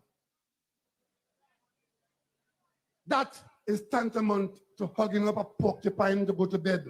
Prime Minister, I'd like to take the conversation to a more social round, the social climate. You look on social media. It's Christmas time, we should have some drinks then. Well, perhaps of the non-alcoholic flavor. Well, that is not a drink. You got to post like a woman. You got to groom her every day. Otherwise, it turns into a pasture. You could behave on a... I choose my words very carefully. I choose my word very carefully. You could behave as an effective opposition leader. I think the country is better for that. But geometry is not really the way to deal with these things. 1/3 of the murders in recent times are domestic violence or domestic issues. And then that you call on the Prime Minister to do something about crime. I'm not in your bedroom, I'm not in your choice of men. 1/3 of the murders in recent times are domestic violence or domestic issues. And then that you call on the Prime Minister to do something about crime. I'm not in your bedroom, I'm not in your choice of men. End of flashback. Tommy, what do you always say, Tommy? You have to be what with your words? Impeccable. And Tommy, as Prime Minister of our country, to make it even worse, right? And the kind of things I hear that comes out of Prime Minister Rowley's mouth is unbecoming of a man who's a Prime Minister of a country. Of a leader. A leader, yes, a leader. A leader, absolutely. A leader, right? And what? I think in this one here, he says about examples of an example for kids growing up. This one here. I want to see if this is the one here. I'm not sure, but let me play this. You see the discussion that took place here last week about this black man company and this black company, and that this black government betraying black people. I take serious umbrage at that. And I tell you why. It was Eric Williams who wrote that the blackest thing in slavery was not the black man. And for all of you who want to talk about black man this and black man that, I might be the blackest man in Trinidad and Tobago. Let's maintain that I'm a proud black man. I mean, I carry myself in a way that black boys and black girls can be proud of what I am and what I represent. My children are proud of me. I'm proud of the life I've led. I have never... That is what I wanted to address. What did he say, Tommy? He calls himself an exemplar for youths. And those statements that were just played there, you call out an exemplar for youths? I tend to disagree because those words weren't immaculate at all. And Tommy, it's a consistent pattern over and over and over. All right? And to me, who's gonna tell him, boss, he's the Prime Minister, you know? Does he have a habit of listening to anyone? That's a good question. I don't know.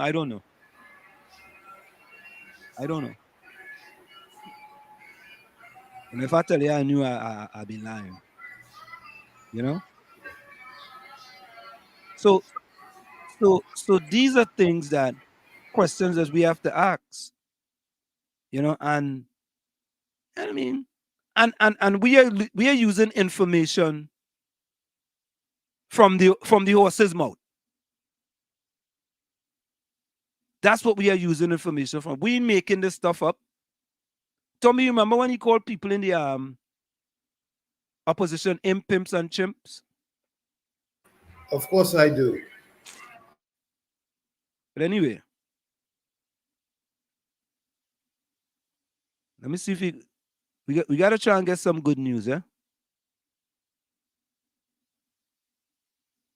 Yeah, we have to have a feel good moment here tonight. Yeah, we had to have a feel good moment. We need a feel good moment. Let me see where I have this one.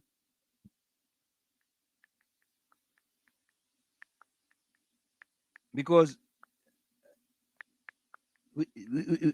we can't have all this. We can't have all of this, boy. Let me see if I find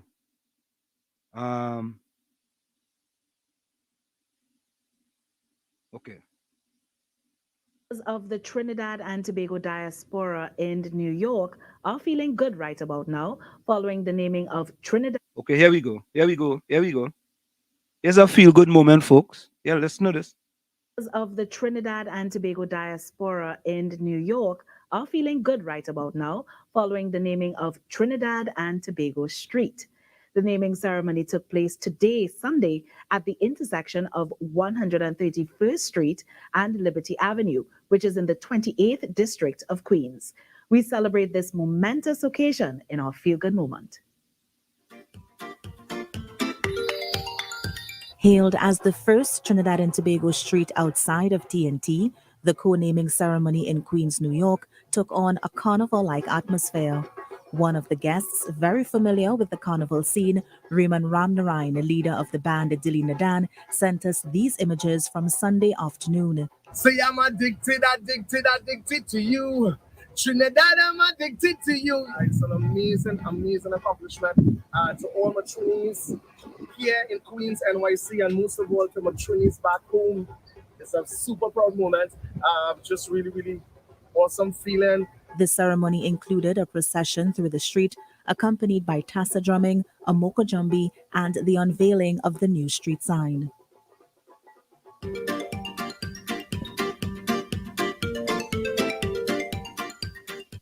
So there we have it. That was a feel-good moment. Let me see if I could find our next one. All right, here's another one. Do you have one with the naming of the president of the United Nations? Nah, I have that. I think I have that one. Yeah, I will see if I find that one. We take the same food and dancing to the same crazy rhythm that does put oil in woman waste. Yeah, nah. We are something else, you know. This is the land of steel pan, kaiso, soka, chutney.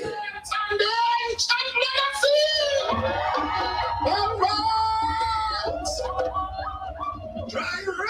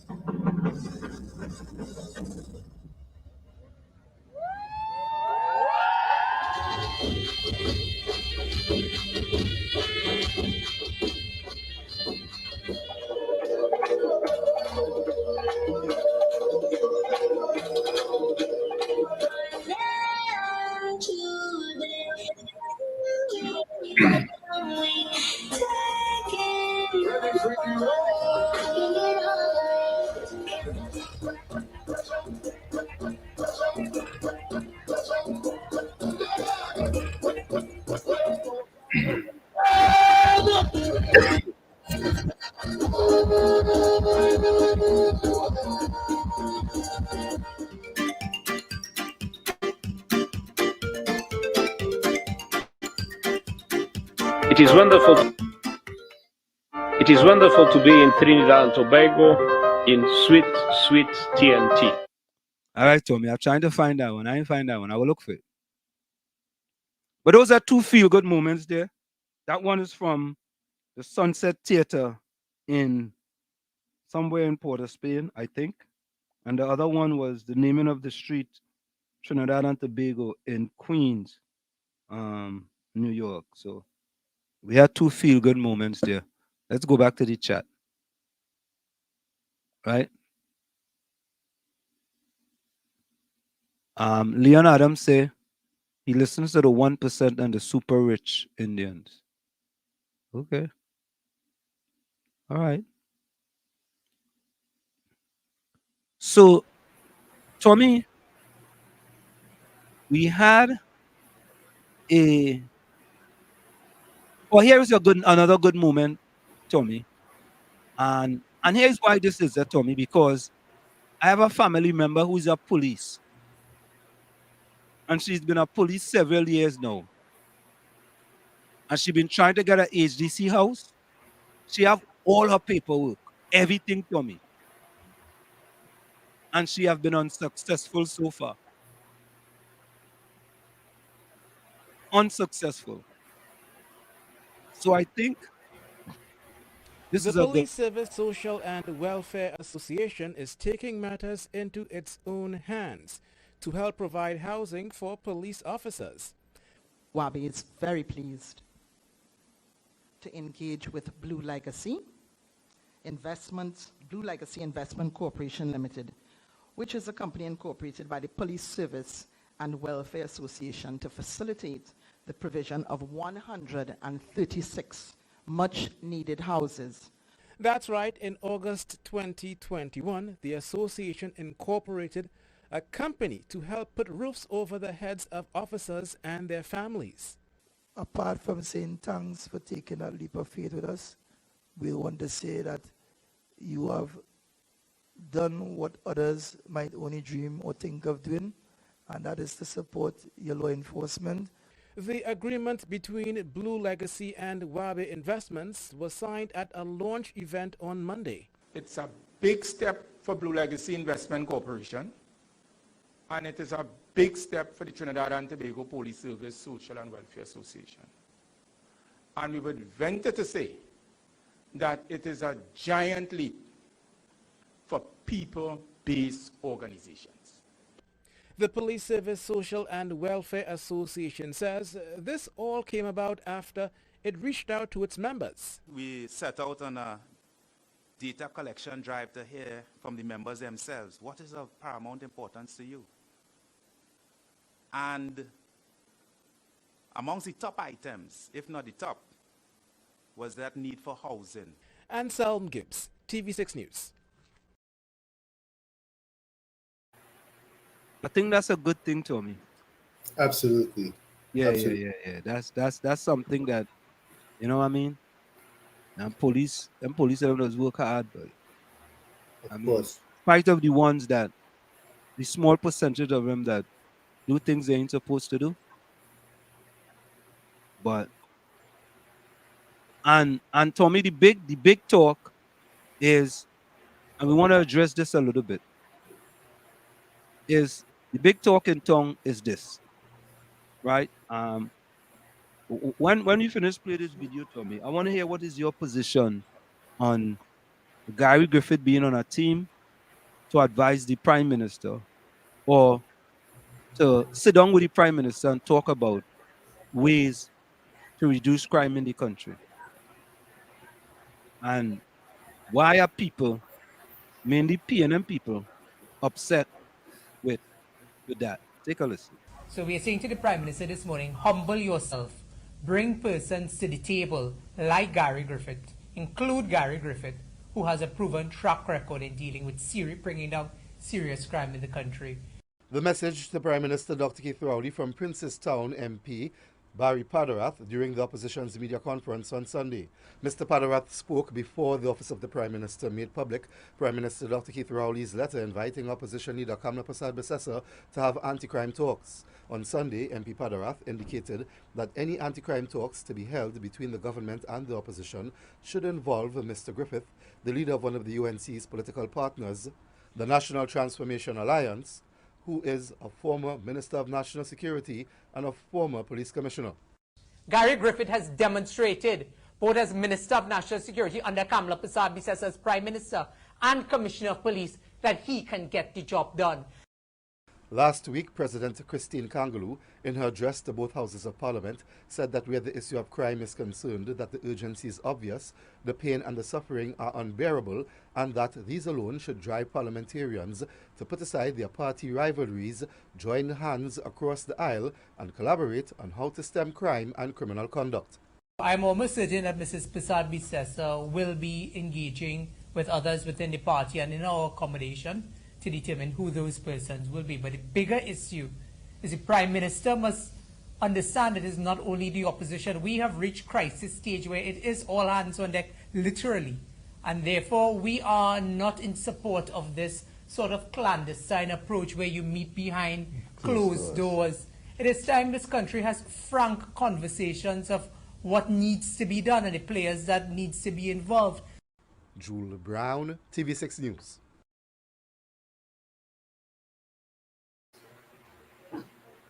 Well, we know for sure Stand Your Ground is going to come up again. Okay.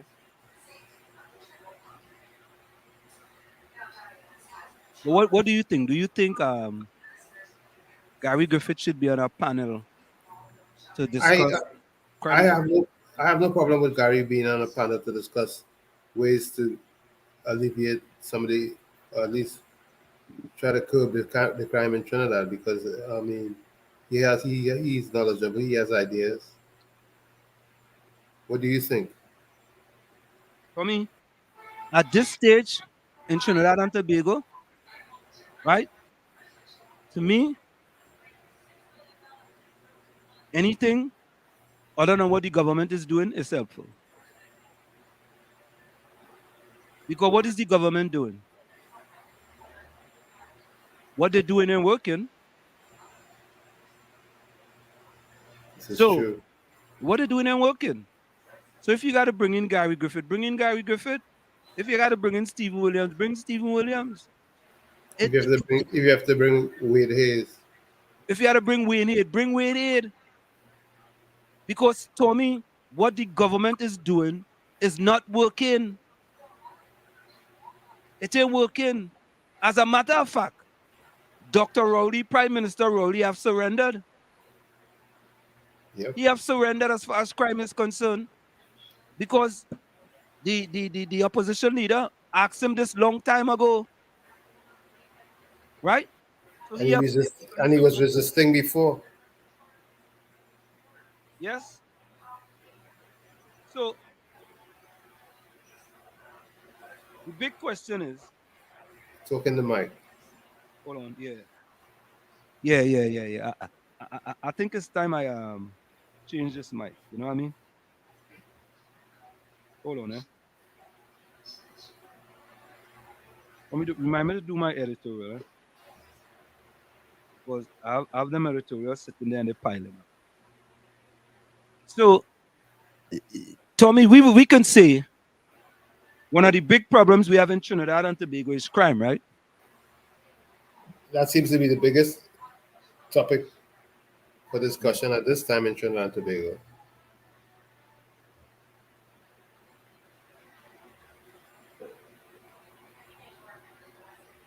Because the murders are spiraling out of control.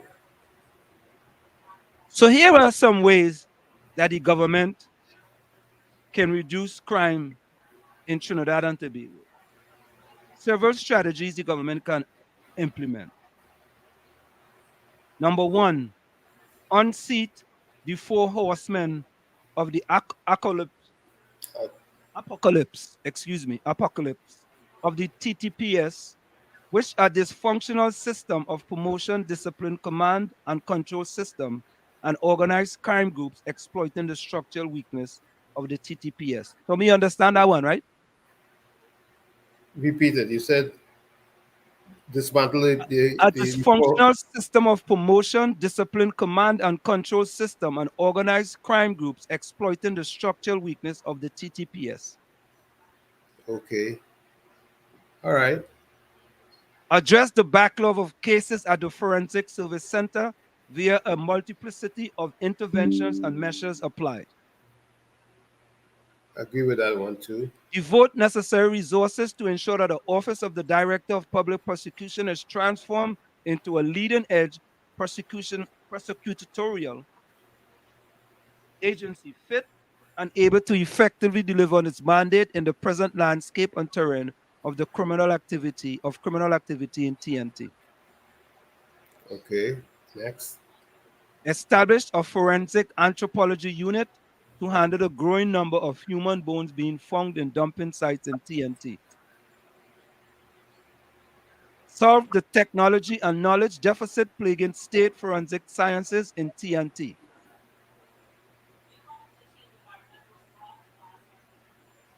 Establish an office of the coroner responsible for the bodies of people who died under unexplained and suspicious circumstances. Target communities with high reports of crime and retrieval of illegal guns. Focus police resources on addressing violent crime by using precision policing and legislation. And finally, dismantle gangs by using precision policing and legislation. So, Tommy, I hear everything, but I've been listening with bated breath to find out about programs to steer the youth away from a life of crime, programs to change the perspective that they currently hold, where they want to get rich quick or die trying, or whatever they say. As a Well, Tommy, I want to think that's target communities with high reports of crime and retrieval of illegal guns. And you could target them in certain ways. Yeah, you have to have programs with that gives them opportunity to have good lives or better alternatives than a life of crime.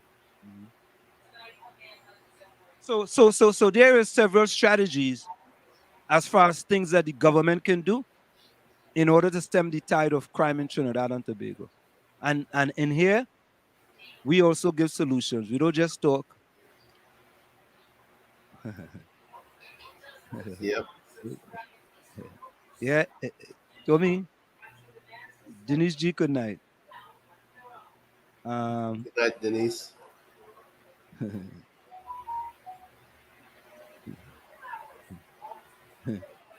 Nadia say, answer the government doing too much S.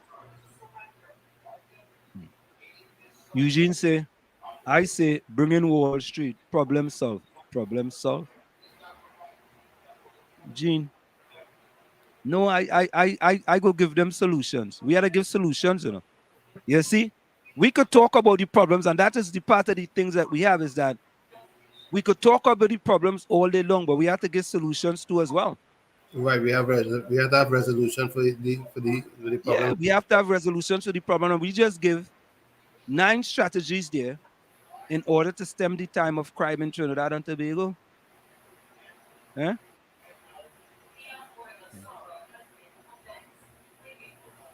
Denise, that's a good question, and we are not sure. So, yeah. So, but Tommy, you know, day in, day out, right? It just seemed that every week is something different. Now, let me read an opinion piece that was in a newspaper today, in the Trinidad Express. I got to keep my mouth close to the mic. Let me read this opinion piece for you. This is called "Troubling Abuse of Power," and it's in editorial in today's Trinidad Express. The High Court ruling that the Financial Intelligence Unit of Trinidad and Tobago, FIU, abused its power and acted outside the Constitution when it tried to obtain banking information of 2 citizens for no lawful reason is mysterious as it is disturbing. And yet another expensive legal undertaking by the Office of the Attorney General, financed with public money. The ruling also means the continuation of an injunction barring the FIU from accessing personal banking information of former police commissioner Gary Griffith and his wife, Nicole Dyer Griffith. At the end of what have been no doubt been intense exchanges from both sides, the judge could identify no reason for the FIU to attempt to gain access to Griffith's financial data on October last year. A key question raised by the court was, what prompted the FIU's action? It is a pointed query not yet answered by the unit or its director. The FIU is a regulatory authority with specific interest in money laundering and terrorism financing. It receives and analyzes financial suspicion reported to it. Upon completion of its analysis, the unit determines whether to disseminate its intelligence to law enforcement for investigation. Okay, 1 minute. The FIU itself is not set up for investigations. In the judge's words, it was not fashioned under the investigative model. Therefore, the court ruled that the action of the FIU director, Nigel Studdard, that's the person who is in the picture on the screen, was arbitrary and self-initiated. Disturbingly, the FIU and the AG office, the two defendants in Mr. Griffith's legal challenge, argued, albeit unconvincingly, that the unit had standalone power to do as it did. To this, the judge asserted that the FIU has no power to investigate without a trigger and reinforced the contractual obligation of banks to maintain their customers' confidentiality. Deepening the concern is that the FIU request for the Griffiths information became known to Mr. Griffith by an anonymous whistleblower. Had this information not been made known, that would have been the bank's response. What would have been the bank's response to the FIU request? Indeed, what protocols do banks follow when served with requests by the FIU? Do they automatically comply, or do they perform assessments before compliance? Clarity and reassurance from the Bankers Association has become necessary. Has the FIU made similar unprovoked requests of financial institutions in the past? If so, how were those treated by financial institutions?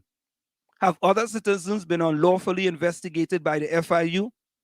These and other questions arise from the FIU going rogue in this instance. The matter is not likely over. Mr. Griffith stated that he was among 52 people, or that's where I get the 50-something from. Mr. Griffith stated that he was among 52 people and entities whose financial information was sought by the FIU. This judgment opens the way for all those affected to seek rulings and compensation. The case is but another costly episode in the messy affair of Mr. Griffith's term and termination as police commissioner and the issuing of firearm users license FUL under his tenure. His court action that stopped the Prime Minister, Dr. Keith Rowley, from laying an FUL audit report in Parliament was a cost to taxpayers. In the current matter, Mr. Griffith have been awarded $400,000 plus legal costs. The financial and institutional cost of Mr. Griffith's eventual tenure as police commissioner continue to mount. There you have it, an article in today's Express. You see, Tommy? Yep. It's just never ending. It's never ending. We don't seem to have any independent institutions in Trinidad anymore. Everything is polluted. You remember what I said? We don't seem to have any independent institution left in Trinidad and Tobago. And that blame falls directly at the feet of one person. Yep. One person. How does a fish rotten? A fish doesn't rotten from the tail. I know you all understand that. A fish does not rotten from the tail. Yeah? Rose, we are glad for you as well. Rose said, I had a happy moment today. You see, about a month ago. And you know what? I would like people in the chat to put a happy moment that you have had this past week. Put a happy moment in the chat that you have had for the past week. Or call us and tell us about a happy moment that you have had in Trinidad. Tell us. So Rose says, I had a happy moment today. You see, about a month ago, I paid a man to clear some land for me. And every day for 30 days, he lied about his equipment broke down. But today, I got the work done. Thank you so much, Rose. Thank you. So, folks, you could send us a voice note or give us a call at 973-866-1444. Tell us about a happy moment you have had for the past week, this past week, or last week, or a happy moment you have over the last month. Or tell us about a happy moment that have happened in Trinidad and Tobago that we are unaware of. Right? Rose So said, I agree with the 9 alternative strategies and also Tommy's strategy to ensure programs designed intentionally to give hope and skills to the youth starting from K through grade 12. Yep. That's it. We gotta save them. Yeah. Because if we like you say, it's easier to build. Mm-hmm. strong children and fix broken men. Yeah. Correct is right. It's easier to build strong children than to fix broken men. Broken men. Yeah. JB Appa, welcome. That's correct. Right, correct. So, folks, we're going to go for a quick station identification. It's in the village with the DAT Triplets and WZYE 95.9 FM. We come to every Tuesday, Thursday, and Saturday from 7 to 10 p.m. That's Tuesday, Thursday, and Saturday from 7 to 10 p.m.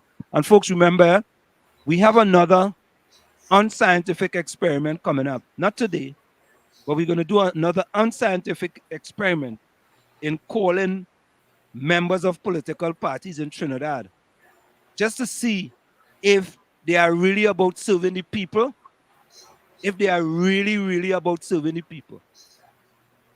So far, the TPP and the UNC is out front, far out front, 2 each out of 3. Well, the UNC was 2, the NTA was 1. We have to call another 3 NTA individuals, another 2 NTA individuals to even that out, and we're going to do that. So stick and stay. We'll be right back after this. It's in the village of the DAT Triplets on WZYE 95.9 FM. You're listening to WZYE 95.9 FM. You are listening to WZYE 95.9 FM, the most influential name in Caribbean radio in the tri-state area.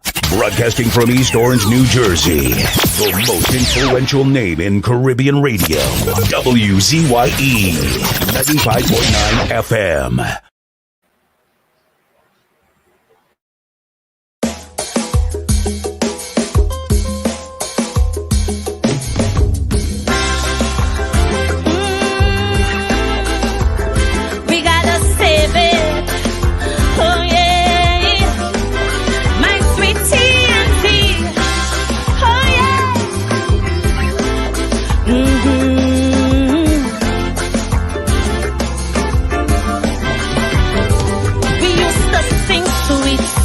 Trinidad, to leave here, boy, you must be mad.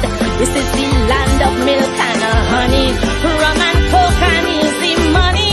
While those verses we were singing, alarm bells kept on ringing, pundits on each pulpit saying, oh heart and oh soul decaying.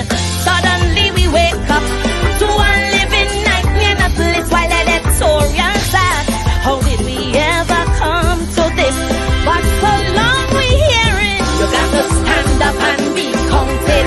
For daily we're intimidated. Every day our next witness silence while we recoil from the violence.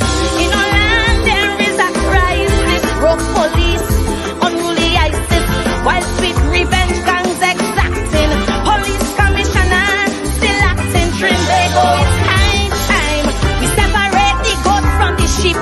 Tell them talk is cheap. We're caught in the world when we have to read. While them police busy playing hide and seek, we're facing the world when we had to read. Hey, oh yeah,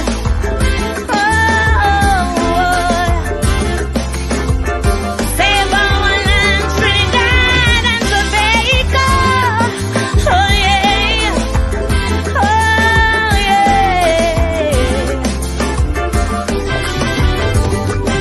in our schools, kids getting on, we're fighting, making porn. Our school girls, you won't believe, live MMA, they pulling weave.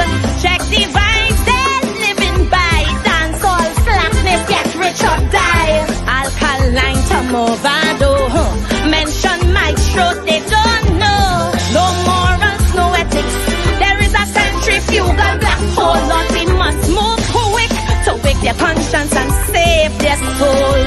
So long we've been hearing evil triumphs when good men do nothing. No triggers pump while words be fraughting, and while church attendance real low, protest pack plus them casino, while black market prices haggling through our ports, big guns they smuggling. Spanish women are hot like their music, saucy salsa, human traffic, Trinbago. We can't wait, the devil making hay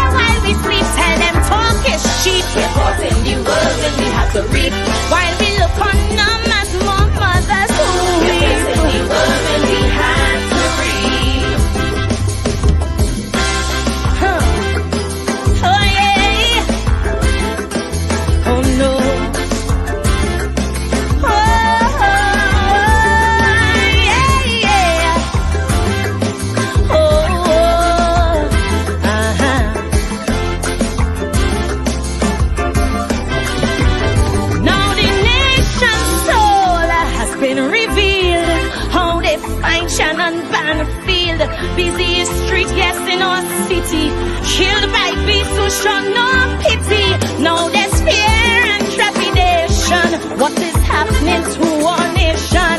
So I pray this one infraction will propel us into action. Trinbago, the time is now. We have to take our country back while these monsters flow. We cannot run from their attack. That is why I'm still saying, time to stand up and be counted. Our young girls, they're being hunted, not for jobs by institutions, but by clubs for prostitution. While from you guys, some arranging on the seas, cargo exchanging in the Gulf, drugs, guns, and women, and the Coast Guard cannot stop them. Trinbago, the time is now. Look how the murder rate leap, and them talk is cheap. We're caught in the world when we have to reap. Before more of our daughters, they put us to sleep. We must stop this world when we have to reap. Time to stand up and be counted. We must defeat this threat they've mounted. We cannot wait for no messiah, like zero fiddling through the fire. But while the flames we keep romancing, the grim reaper keeps advancing across the land. He casts his shadow, slashing victims to the marrow. Trinbago, the time is now. Look how the price we paying don't steep. Why some labor keep us in the world when we have to reap? We need a fresh new broom for a broad crime sweep. We must stop this world when we have to reap.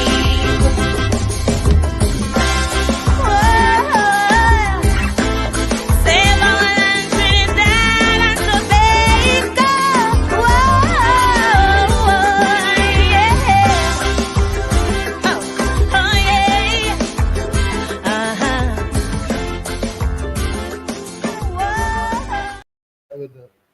It's in the village with the DAT Triplets and WZYE 95.9 FM. You know, Tommy?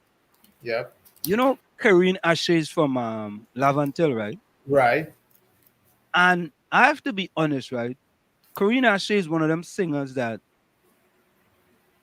her songs are so prophetic. This song here talks about our land, Trinidad and Tobago. And I know she has a very prolific writer as well, you know?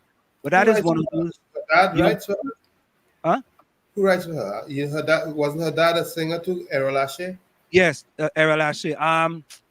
Somebody write for her. He's a prolific writer as well. I forget the name of the guy. I wonder if I could Google that boy. Who writes for Karine Ashe? I know the Joker has died. He was a real good writer. Winston Levines, yeah. Yeah, he was excellent, man. He died? Yeah, Winston's gone. Okay. He wrote most of Baron's hits. Let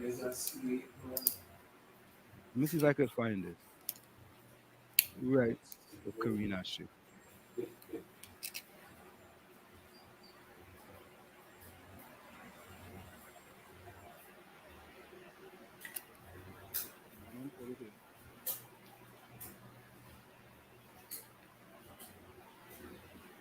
No, they didn't answer that. It has to be on a song-by-song basis. No. This one guy writes for her consistently. It's this one guy. I know his name, but it's at the tip of my tongue. Folks, who writes for Karine Ashe?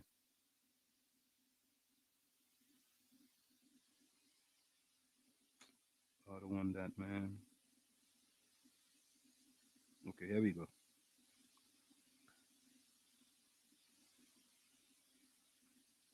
Let me see. Let me see if this is gonna give it to me. So maybe somebody can give it to us in the chat. Let's look and see. Oh, here we go. Christoph Grant. Yes, that's him. Christoph Grant. Yeah? I know he writes a lot of Karine Ashe songs. Yes, listen to some of these songs he wrote, right? Against All Odds. Bridge the Gap. Every Knee Shall Bow. This song too, Caught in a Whirlwind. Winners Never Quit. Forever Diamond. Yeah. Yep. I remember that. The name, the name was I know it was something, but I couldn't remember the whole name. Yeah. A lot of excellent songs. All right, let's go back to the chat. So, folks, we asked the question for you guys to put happy moments in Trinidad and Tobago. Kevin Williams, right? Answer. My happy moment was when Rowley was out of the country for a few days. Oh, God. I feel heaven release on Trinidad and Tobago. All right, folks, that is Kevin Williams' feel-good moment. Ken John says, good night, Miss Rose. Blessings, be safe. Good night, everyone. Glory, blessings be unto the Most High. Almighty blessings till we meet again. JB Happy. JB Harper wants to say happy birthday, Assemblywoman Megan Morrison. Megan Morrison, a special happy birthday to you, coming from WZYE 95.9 FM, as well as JB Harper. May you live to see many, many, many more. What Captain must be writing sometime? Anyway. All right, Captain. It's on the screen.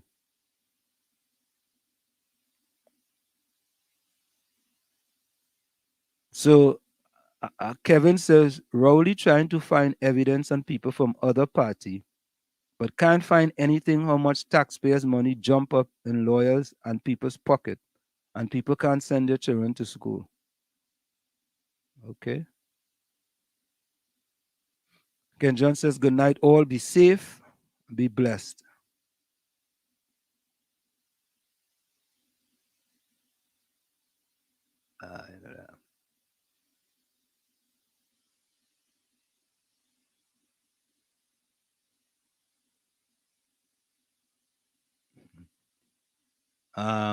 Ken John says, politicians only washing the treasury, and I'm not voting. Yep. Okay. Tommy boy? Sometimes you feel it's a lost cause, eh? You know, Tommy, you're so right, But we can't give up, we cannot give up. We have to keep the fire burning. No, you cannot give up.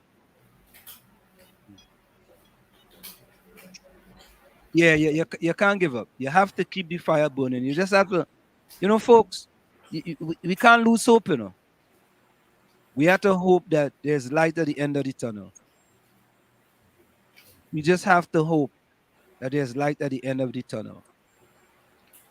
Yep. Because if we don't, we're going to lose a lot of hope.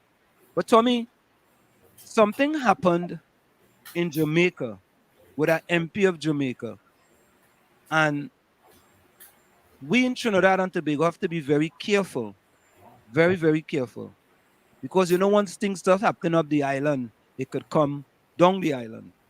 And we have to be very, very, very careful with that. Because, things are happening like crazy in Trinidad and Tobago today, man. Right? Nothing seems to be safe. Nothing. So listen to this. JBN will keep you informed. I'm Michelle Jones, and in the news, MP Philip Paulwell confirms his daughter and the child's mom are missing. Please remember to subscribe, share, leave us a comment, and click the notification bell to receive our daily news items. Member of Parliament for East Kingston and Port Royal Philip Paulwell has confirmed reports that his 10-month-old child and her mother have been missing since Saturday morning. The police have launched a search for the two, Tashana Patterson, otherwise called Tosh, and her baby Soraya, who were last seen about 7 a.m. at their gate on Gilmore Drive in St. Andrew. The Halfway Tree police say they have not been heard from since. Patterson's of dark complexion, slim build, and about 5 feet 4 inches tall, while Soraya is of brown complexion and about 75 centimeters tall. Patterson was dressed in a brown tube top, army green sweatpants, and a pair of black Crocs, while Soraya was dressed in a pink onesie. Paulo says he's gravely worried over their disappearance and is appealing for their safe return. Paulwell says it appears the two were seemingly abducted from their St. Andrew home. This is scary and comes at a time when I've been threatened by scammers who have hacked my phone and banking data and are demanding money to release the data, said Paulwell. I have made it clear that I'll not give in to extortionists, but this is a serious and dangerous development. It's alleged that the child's mother told friends she received a phone call from another woman earlier this week. The woman reportedly claimed the MP is also the father of her child. It's understood the woman agreed to meet at a point in the Kingston 10 area to discuss problems both are having with the MP. Paulwell says he's already contacted the police in the matter of his missing child and her mother. I've given a full statement. I've also increased my security measures. I am worried sick over their safety and hope the police would have launched a high-level investigation, will find the abductors and get them both home safe and sound, added Paulwell. JBN, we keep you informed. Sick. That is sick. It's frightening. Frightening. You know, and when our society is living in fear, you never know. You know, when people very often do whatever other than the pistol, no. You say there's more mortar than the pestle? Very often. You know, but I don't wish that on anybody. I don't either. But I'd really like to know. I really like to know what's his involvement with things that we don't know about. That's true. Mm. You see, and in this in the way of things going in Trinidad and Tobago, you know, and you know, to me, somehow, I want to think that I'm not that type of person, but I want to think maybe, just maybe, Gypsy was onto something when he sang this song.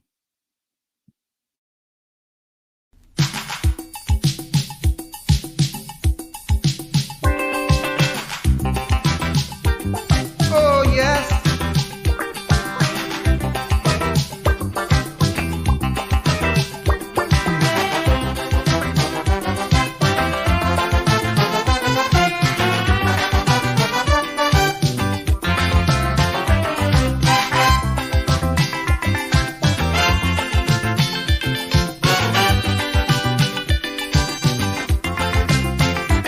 Somebody help. Come and put a hand. Come and wipe away the blight and see what the plight that befall the man of this land. What's going on here? I would like to know why the whole world is in a turmoil. So it look as if we fire God from the job and if we walk to the earth. Man, the devil have a hand in running the land. The devil have a hand in running the land. If you have to never like understand. The devil have a hand in running the land. The devil have a hand in running the land.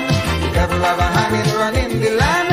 Never like I understand like if Satan in control of running the land. Hey man, oh man.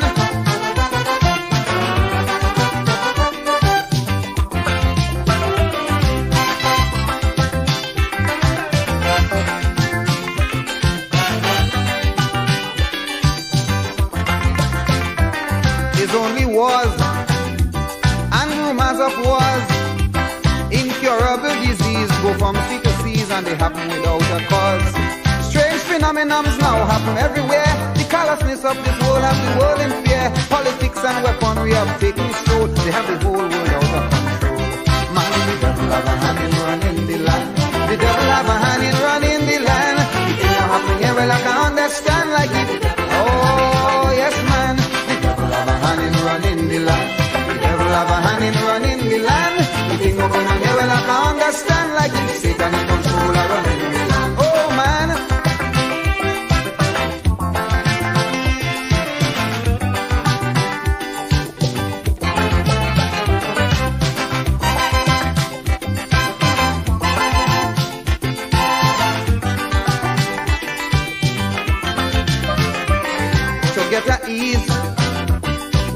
to religion.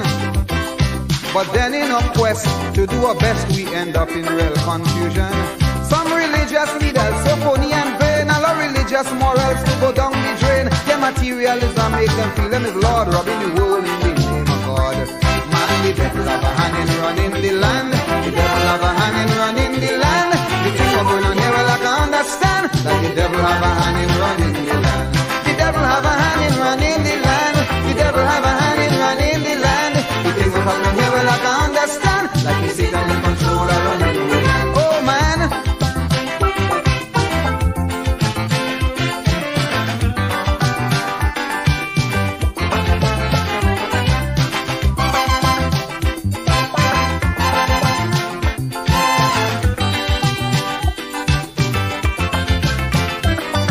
Take control. Let's reconstruct the world. Sweep out all parasites, phonies and blights. What is wrong? Let us make it right. Stop this social, moral and religious decay. Our world wasn't meant to be this way. For heaven's sake, let's not fall for the seat. Put God back in the driver's seat. Man, the devil have a hand in running the land. The devil have a hand in running the land. The thing going on here, well, I can understand. The devil have a hand in running the land. Man, the devil have a hand in running the land. The devil have a hand in running the land. The thing what's going on here, man, I can understand. Like if Satan in control of running the land. Oh man. Oh man. We are back with you. It's in the village with the DAT Triplets on WZYE 95.9 FM. We come to you every Tuesday, Thursday, and Saturday from 7 to 10 p.m. That's Tuesday, Thursday, and Saturday from 7 to 10 p.m. Tommy? Yes. A big question that happened either yesterday or today was the Forex shortage in Trinidad and Tobago. And it's my understanding that a person is only allowed $250. Is that a month or is that for the year? I'm not sure. But it seemed to me, Tommy, that, you know, it goes back to the government. Tommy, $250? What can you possibly buy with that? That's what exactly what I was going to say. What could you buy with $250? And then online shopping is a big deal now. And then you got to pay, I think, a 7% tariff if you shop online. The tariffs are ridiculous. I mean, it is just crazy. Right? I mean, you know, and I was trying to figure out. They say one reason is to manage the country foreign reserves. I don't understand. $250. They are ripping you off every time you shop online. They are ripping you off. Let me look at this. I mean, is it per month or is it per year? I want to think it's per month. I want to think the limit is per month. Maybe someone can help us with that. Is it per month or is it per year? I doubt very much that they could tell you that a foreign exchange is only $250 for the year. Right? Let me look at this article here. Maybe I can read it out. Maybe I can read it out and I will explain what's going on with this Forex. Yeah, so you know, Vonnie, I think Vonnie can help us because Vonnie travels in and out of Trinidad and Tobago, right? I don't understand. I really don't understand it. In this day and age, you telling a person all you could get is $250. What the person gonna do with that? They say businesses are worried about the Christmas season due to the Forex woes. I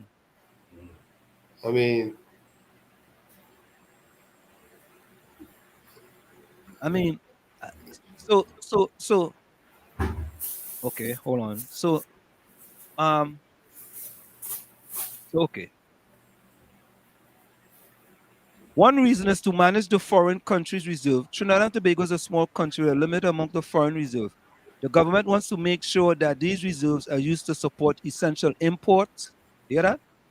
Such as food and medicine, rather being used for frivolous spending. Another reason for the forex limit is to prevent capital flight.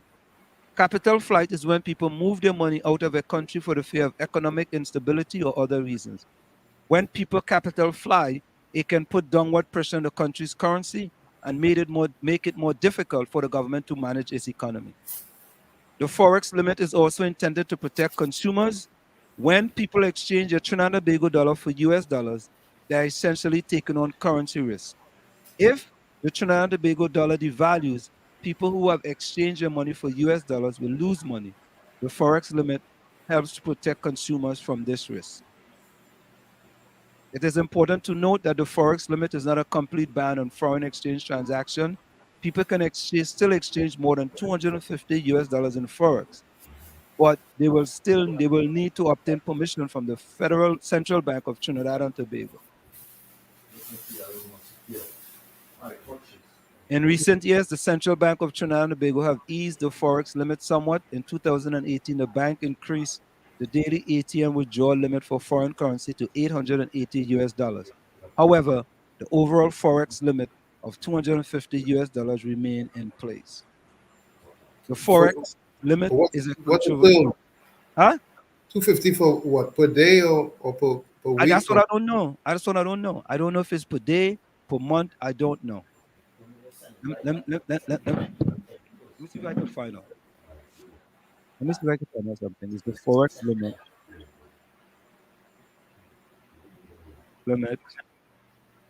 of $250.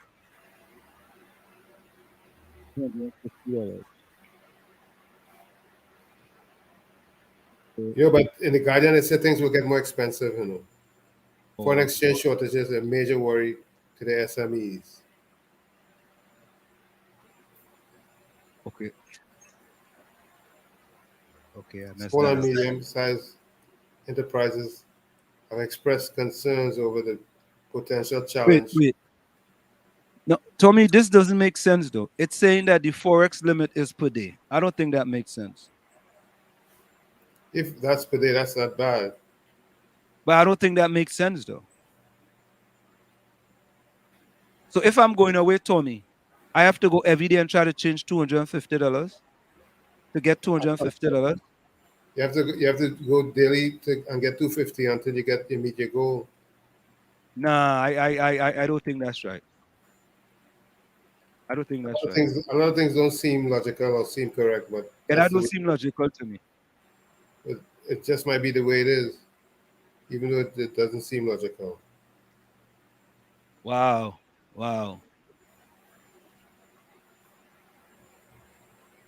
Yeah, Tommy, that's what it says.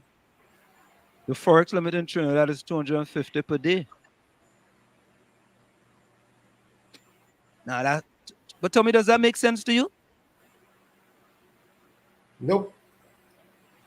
But apparently there are ways to do business with your credit card.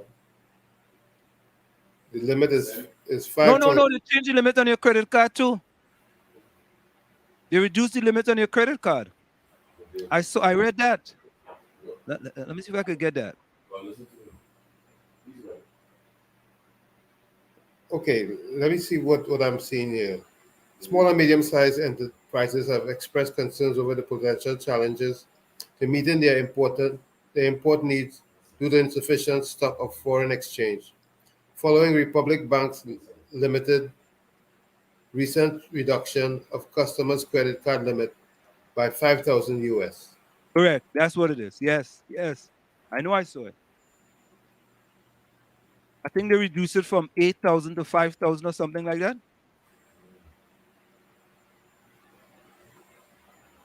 Tommy's all around. And these banks making money, man.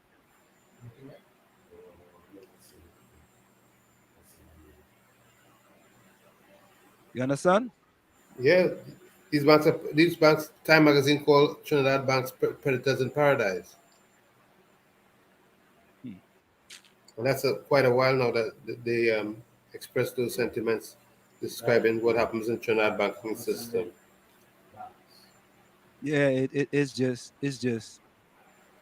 It's just off the chart, man.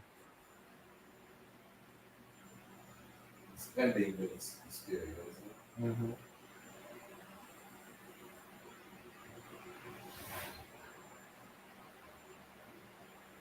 Yeah, so they went from 8,000 to 5,000, Tommy. Mm-hmm. Is that what it says?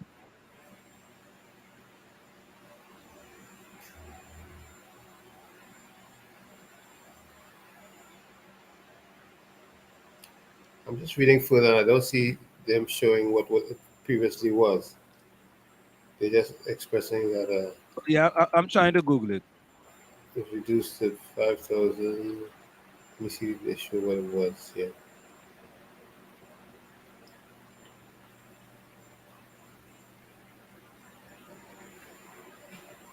Well, boy, Tommy never a dull day in Trinidad and Tobago. Well, what has happened is that they said Trinidadians were going to Guyana to get forex. Well, I could see that. Because I don't think there are any limits in Guyana.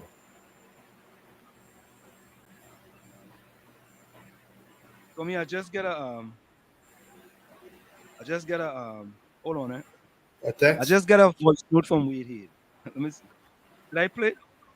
Yeah, play it. All right, let's play this voice note. Hold on, folks. So, folks, we just received a voice note from Wayne Head. Let's play it. All right, hold on.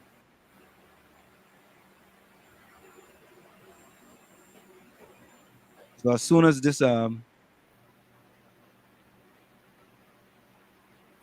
right, here we go. Oh boy, this is a long one, but here we go. This is Wayne Hay, the watchman, on the 20th of September, 2023. In a recent judgment in the High Court, the judge struck down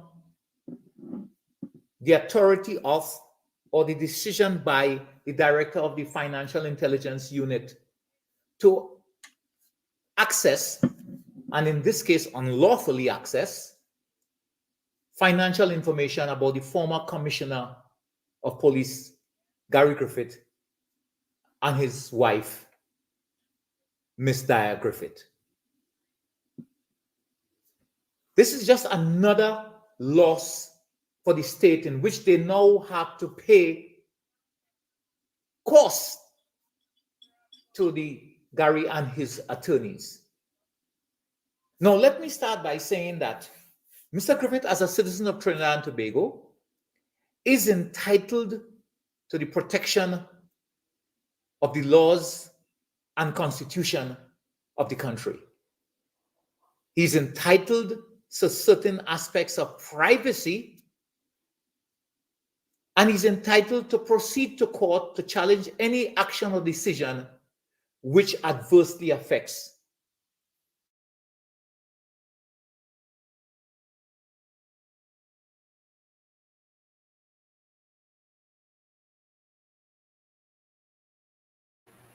It froze.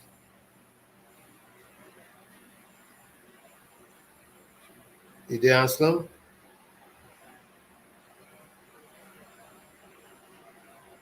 institutions, individuals, and entities in Trinidad and Tobago. Are you hearing the audio, Tommy?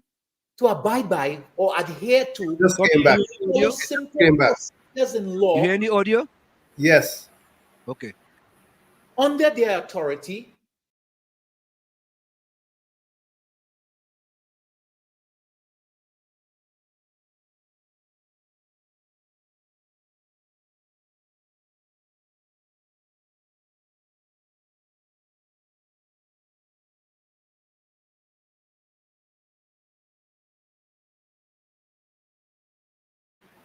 Audio has stopped.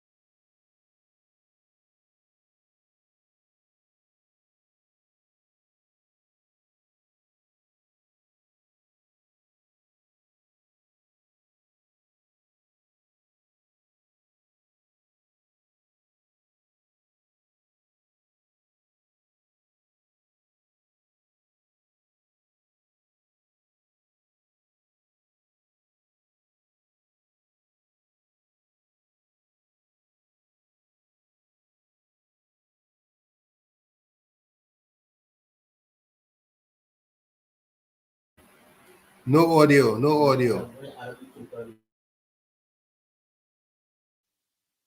I don't know what's going on. Okay, I'm sorry about that. I'm playing the audio, but I'm hearing it in my earphone, but I guess it's not coming through the board for some reason. All right, I gotta fix that.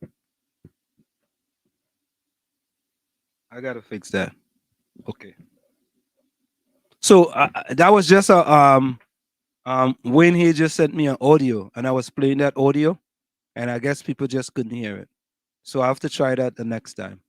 So I was just giving you guys kind of breaking news, with respect to an audio coming from Wayne Head. What guy we call him again? You forget Gary call him sometime. What you call him? I wonder if I call him if you go hear the audio. Hey Tommy? Hello? Call him, give him a shot. Let me give him a shot.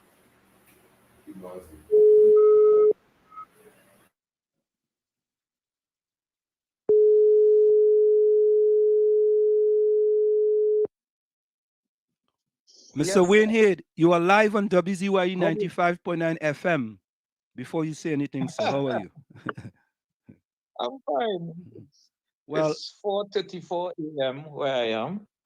Yeah, I know, but I just received your voice note, and I couldn't hear. Well, the people really couldn't hear the audio that well because of something that we had problems with. It wasn't your audio, but was something on our side with respect to the audio. Okay. So we wanted you to give us the gist, to give us a summary of what you were trying to say in the audio. I know it had something to do with the FIU, but here's my take. Let me give you my take first, right? Okay. I don't understand in this day and age why an independent institution like the FIU is going after individuals that seem to be anti-government. Yeah, what I say seem to be. It just seemed to me that many of the independent institutions in Trinidad and Tobago are losing their independence. And the buck stops with one man. That's my opinion. Tommy, did you want to say anything? I don't know if you could hear Tommy, but Tommy, you wanted to say anything. Let me see if you could hear Tommy. Tommy, go ahead. Yes, Mr. Hay. Are you hearing him? No, I'm not hearing him. You're not hearing him? All right. No. So Tommy, I have to fix that. That is something that happened again. Hold on, let me try something. Let me see something. Let me try something here. Hold a minute. Let me try one thing real quick here. I don't know if this is gonna work, but let me try this. From device. Hello, are you hearing me still? I'm here. Can you hear me? Still. Tommy, can you talk? Can you hear me, Mr. Hay? Tommy. Yes, I'm talking. Can you hear me, Anselm? Tommy, are you hearing me? I am hearing you. Are you hearing me? I don't think Tommy's hearing me now. So, I'm all right. I'm gonna have to fix that. I'm Let's hearing put you. it back I here. hear you. I hear you. Did you hear me just now? Yeah, I heard everything you said. Everything you said, and I keep talking. But are you hearing me? Yeah, I know you're here. Still hearing you. But Tommy, can you talk now? Yes, I can. Mr. Hay, No. how are you? Are you hearing him, Wade? I am hearing you very well. Okay. Tommy's not hearing me. All right, let me put it back here then. All right, I got to fix that. Anyway, let's quickly go ahead. Tommy will hear me when I talk. So Wayne, that is my kind of situation. I think the FIU is supposed to be an independent organization and not supposed to target individuals. And I don't know who the other 50-something individuals are, but I would like to know. And if all those people seem to be people who are anti-PNM, I think that's a big problem. Or if a higher percentage seems to be people who are anti-PNM, I think that's a big problem in Trinidad and Tobago. That's my take on it without having any sort of information. Well, I don't think it's fair to make such a statement unless you have evidence or information. Well, no, that's Because what I as you said. That's just said, you exactly what I said. Yeah, I don't have right. it, but You don't know who the other 59 persons, as you said, are. Yeah. The real issue is this. Yes, it is true that institutions that are set up to operate independently ought to operate independently. And everyone, from my own experience as a police officer, everyone who is targeted for investigation will believe that they are being targeted for some other reason other than the fact that they might have committed a crime. In right now in the United States, isn't the prosecution of Donald Trump and the people in Georgia and the people in Washington, all of the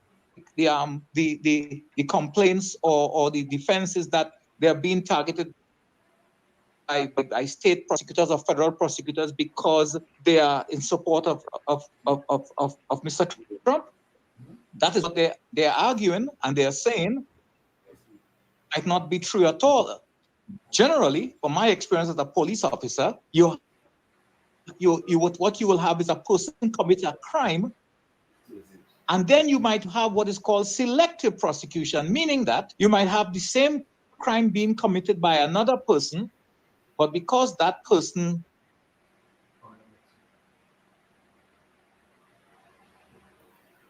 I decide not to charge that person, or to charge that person for a lesser crime as opposed to this other person. That too is wrong.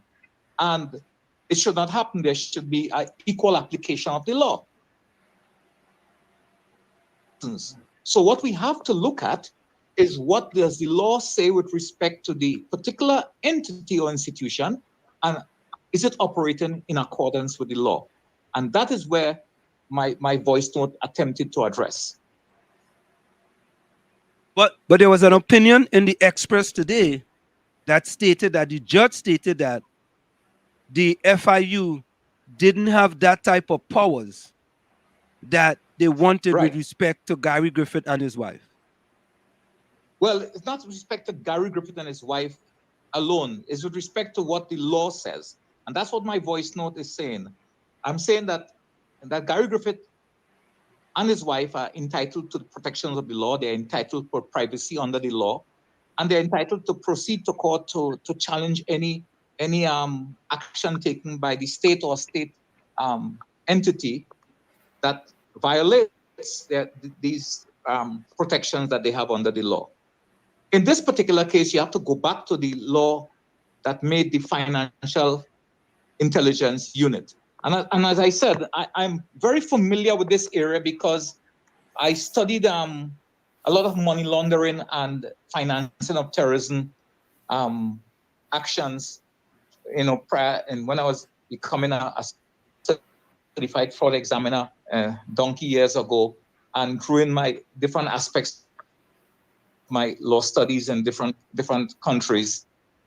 And I also was as a legal advisor to the police commissioner East Timor when the UN was assisting the country to create a new country. I was specifically tasked, because of my experience as a lawyer and a policeman, to assist the local bank that was being set up to establish their suspicious transaction and suspicious activity reports, procedures, and their know your customers policies, because that is what you use to determine whether the persons who are dealing with your bank through deposits, withdrawals, or transactions and so on, transfers, are persons of proper means, are persons of proper actions, and are not engaged in any activity which could be a breach of money laundering or anti-terrorism laws and procedures. So therefore, it is important to set up these procedures in advance. And under those procedures, the Financial Intelligence Unit is not an investigative body per se. What it is, it's basically an analysis, a collection and analysis center. Mm-hmm. It's information from entities, including banks and other institutions or individuals as well. Mm-hmm. And then they would analyze it. And if they see certain patterns of behavior, which in the opinion of the director makes them believe that this is being used to cover some illegal activity. Like, and as I explained in my voice note, for example, you know this procedure where when you enter the country or leave, you have to declare $10,000 or more when you're taking out or coming in or transferring. And all countries have that particular provision set up. But sometimes persons, drug dealers do it as well. Terrorists do it. Money launderers do it. They try to structure their transactions to be, let's say, 9,900. And they do several transactions of 9,900, or they use no transaction of 9,900 in order to defeat the reporting requirements where the bank or institution is supposed to report 10,000 or more. Correct. And if you see that as an institution, you know that that is called structuring, and therefore that becomes a suspicious activity or a suspicious transaction. And you could report that to the Financial Intelligence Unit.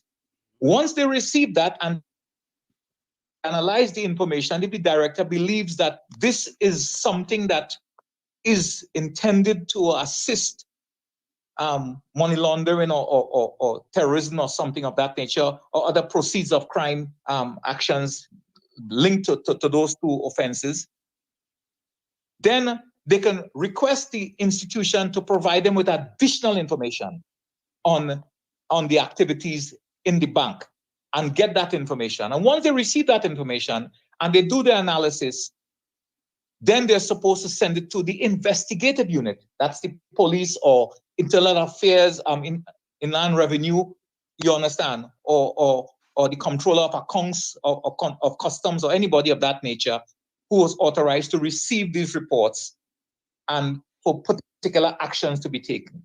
So that is how it's supposed to go. They are not an investigative body per se. No, it is true that some banks may decide and that not to report their obligations. And in those instances, of course, there are audit procedures and things to determine whether banks and institutions are adhering to the government established legal policies. But if they want to themselves take it, then there's a procedure through which they should get a suspicious activity, suspicious transaction report, and then they follow up from there. Not to determine that they are going to ask the bank to provide them with information about the financial activities of its customers. You understand? Yeah. But Wayne, that's very concerning to me. And the court ruled that the action of the FIU director, Nigel Studdard, was arbitrary and self-initiated. That's a big concern to me. That's a big concern. Well, you see, listen to the state argument, which I believe is a weak argument. Well, yeah, is that that was weak. That was too weak. Right. I mean, I'm not an attorney. Right. Well, Just reading that. It's No, I know. Yes, but I know the attorneys, and the fact is that the state, when you have to make a defense, just like in the Donald Trump case, many of the defenses that they are making are also weak. But as an attorney, you're supposed to represent your client to the best of your ability and to provide the best possible defense, even though the defense to a normal person looks, weak as chicken soup made from non-chicken material. But the point is that the director, from my understanding, from what I have read, is a former police officer. And I think I may even know him. And sometimes what happens, people transfer their knowledge from the old area into the new area. So they have the knowledge and the skills and the understanding, but where they go to the new entity, they don't have the authority. And sometimes they mistakenly get carried away with that and then initiate authority that is not allowed by the law or the procedures. But my concern is way of being prompted. All entities are supposed and required to Tommy, I'll have, ask it just now for you. I'll ask it. I'll ask it. Go ahead. You know, Wayne, yeah, I don't mean legal to, I don't mean to cut legal you, right? advisor. But you see, Go ahead, Tommy, sir. Tommy, what you want to ask? Hold on a minute, Wayne. Tommy wants to ask. You can't hear him, but I'm gonna ask what he wants to hear. Yeah, Go ahead, Tommy. he said he gets carried away, but I wonder if he got carried away or he was prompted to. All right. So here's Tommy's question. You say he got carried away. Tommy wants to know: did he get carried away, or was he prompted to get carried away? No, we can't. We can't. I don't like. I don't like speculation. Well, you speculated too, though. You speculated too. No, I'm saying no. Yes, to some extent I did. Yeah. But I'm looking at it logically. Yeah. And So in my voice note, for example, like in my voice note, I said that some people are saying that these are actions that they want to get at Gary Griffith so badly that they are chomping at the bits to jump at him and make these mistakes. Other people say that it is part of an intentional pattern to undermine the government activities by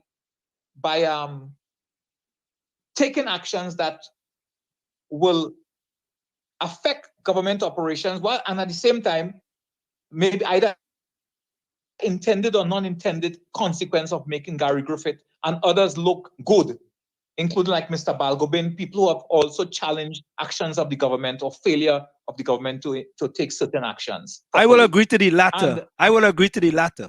And thirdly, that it could be either ignorance or arrogance. And I pointed out that, for example, we have seen a continuing pattern. First of all, we have had where the former Attorney General passed a legal notice that was intended only to benefit one person from the drafting. That was Mr. Griffith. And I said even a blind lawyer could have seen that it was wrong and it would have been struck down, and it was struck down in the court, as I had said before any decision was taken by the court. And you have the case where a member of the Police Service Commission during the recruitment process was sending information to Mr. Griffith on the recruitment process in which he was a candidate. And that same member was the recipient of arms and ammunition under Mr. Gary's time.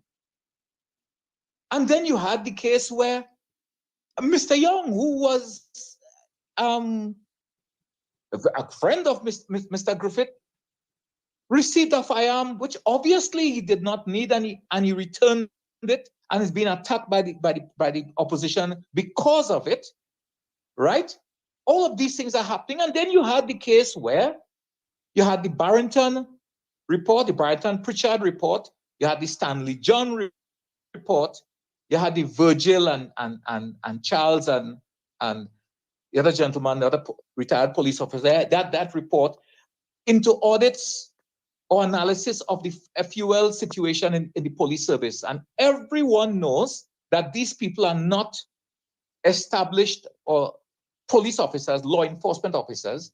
So therefore, their products ought to have gone back to the police service, where the police investigators can peruse it, interview the same witnesses, collect the same information, get warrants and seize evidence, and do everything that is necessary to bring it to court in terms of a criminal act.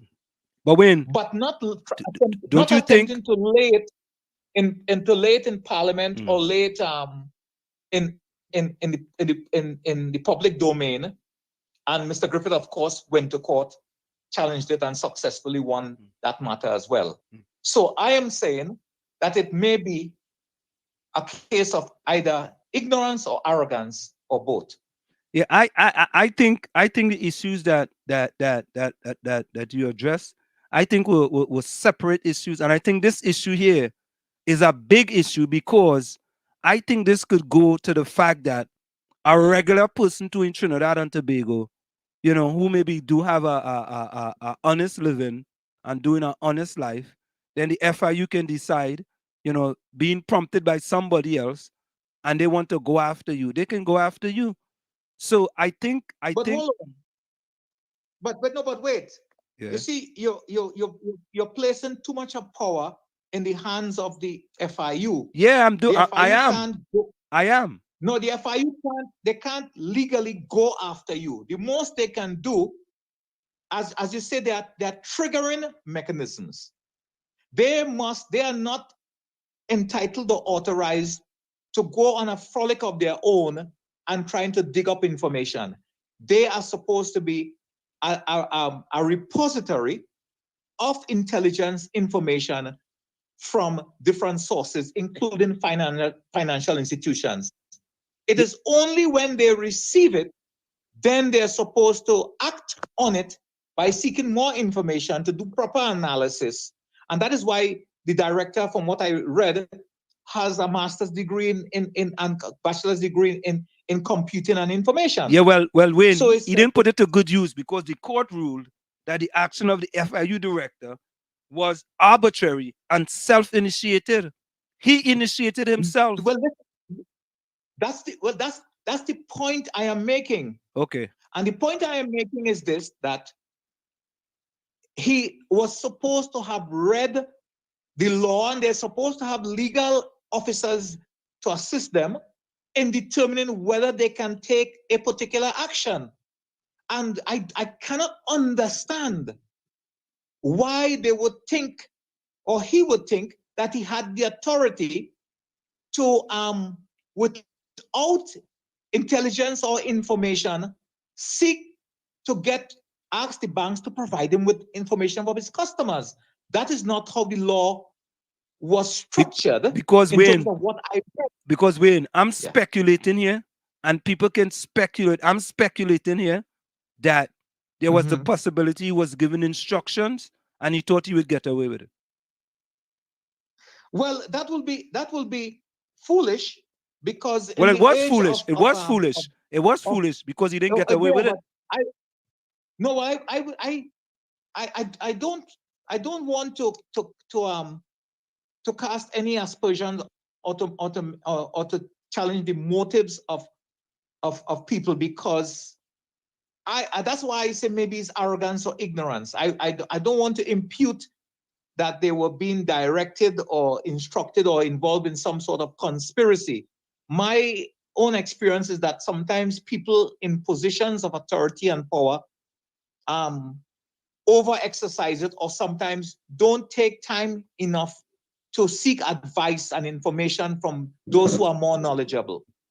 And you have seen this. You have seen this not only with that, you have seen it with other issues as well. For example, I expect that the state is going to lose the case involving the appointment of Ms. Ulla Christopher as Commissioner of Police, because I don't believe that they followed the requirements of the law in terms of having any extension beyond the age of 60 being done except through Parliament. And that is my sincere belief in terms of the law.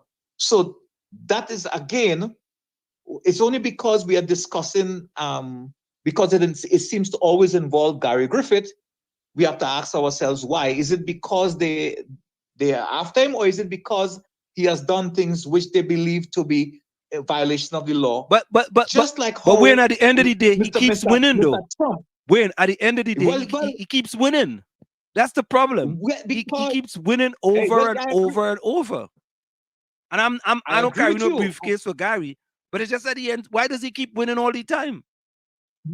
Because the state entities and individuals who take certain actions don't themselves, either through arrogance or ignorance, seem to want to follow the law, because sometimes it takes longer than you want to, and it may not be expedient enough for you to get the result that you want. Okay? So sometimes you have to bury your head in the sand, just like the in the United States with Fannie Willis in Georgia, when everyone was pressing her to come out with an indictment. She took many months, as you all know, and I'm making this reference because you all are Americans and you're following your own procedures, to make decisions to make sure that the T's were crossed and the I's were dotted. And that is what a careful investigator or prosecutor is supposed to do. But in Trinidad, we seem to have people jumping to make good or make do on something without looking at the ramifications of it. And this is not the only time. If you're going to go back to the Scott drug report, where that and all was placed in the public domain, destroyed people's careers, nobody was really charged and convicted for any offense, but it served this purpose. I don't believe that's the way to go. I believe that we have to be careful and go through every aspect and iota of the law. And if I believe that you have committed a crime, I am going to go and find every speck of evidence, and when I'm ready, I will hit you with it and you can't come out. But once they do this, they muddy the water to such an extent that it's impossible now to get a fair hearing or a fair trial or to even prosecute the persons. This is not the only case. We have many cases like this in the country.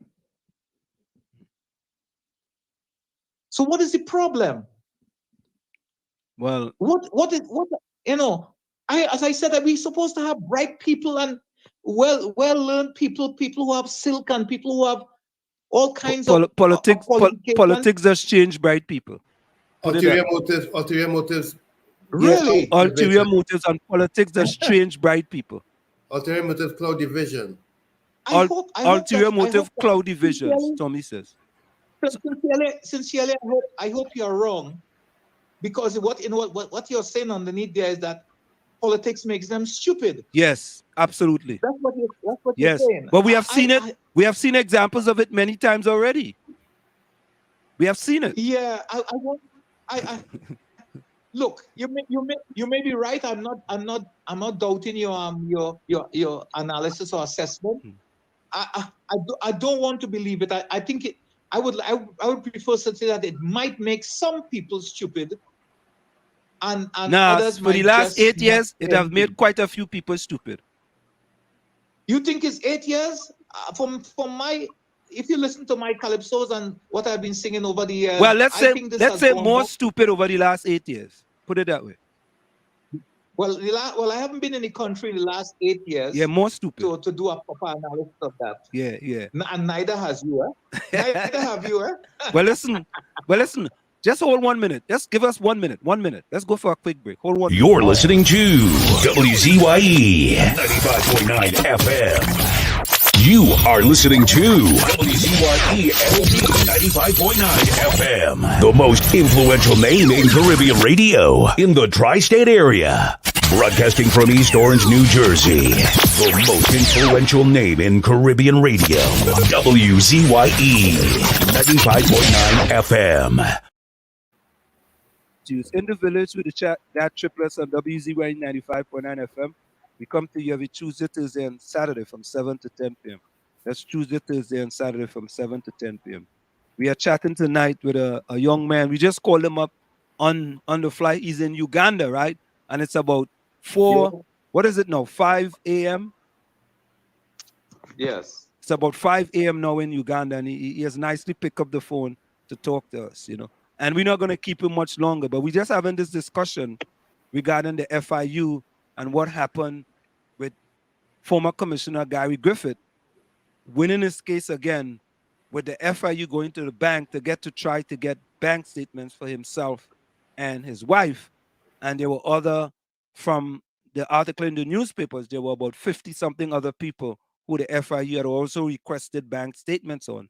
And I'm sure there's going to be an additional lawsuit against the FIU or the government with regarding to those. So I think in closing, Wayne, we can put our head in the sand and say that it's arrogance.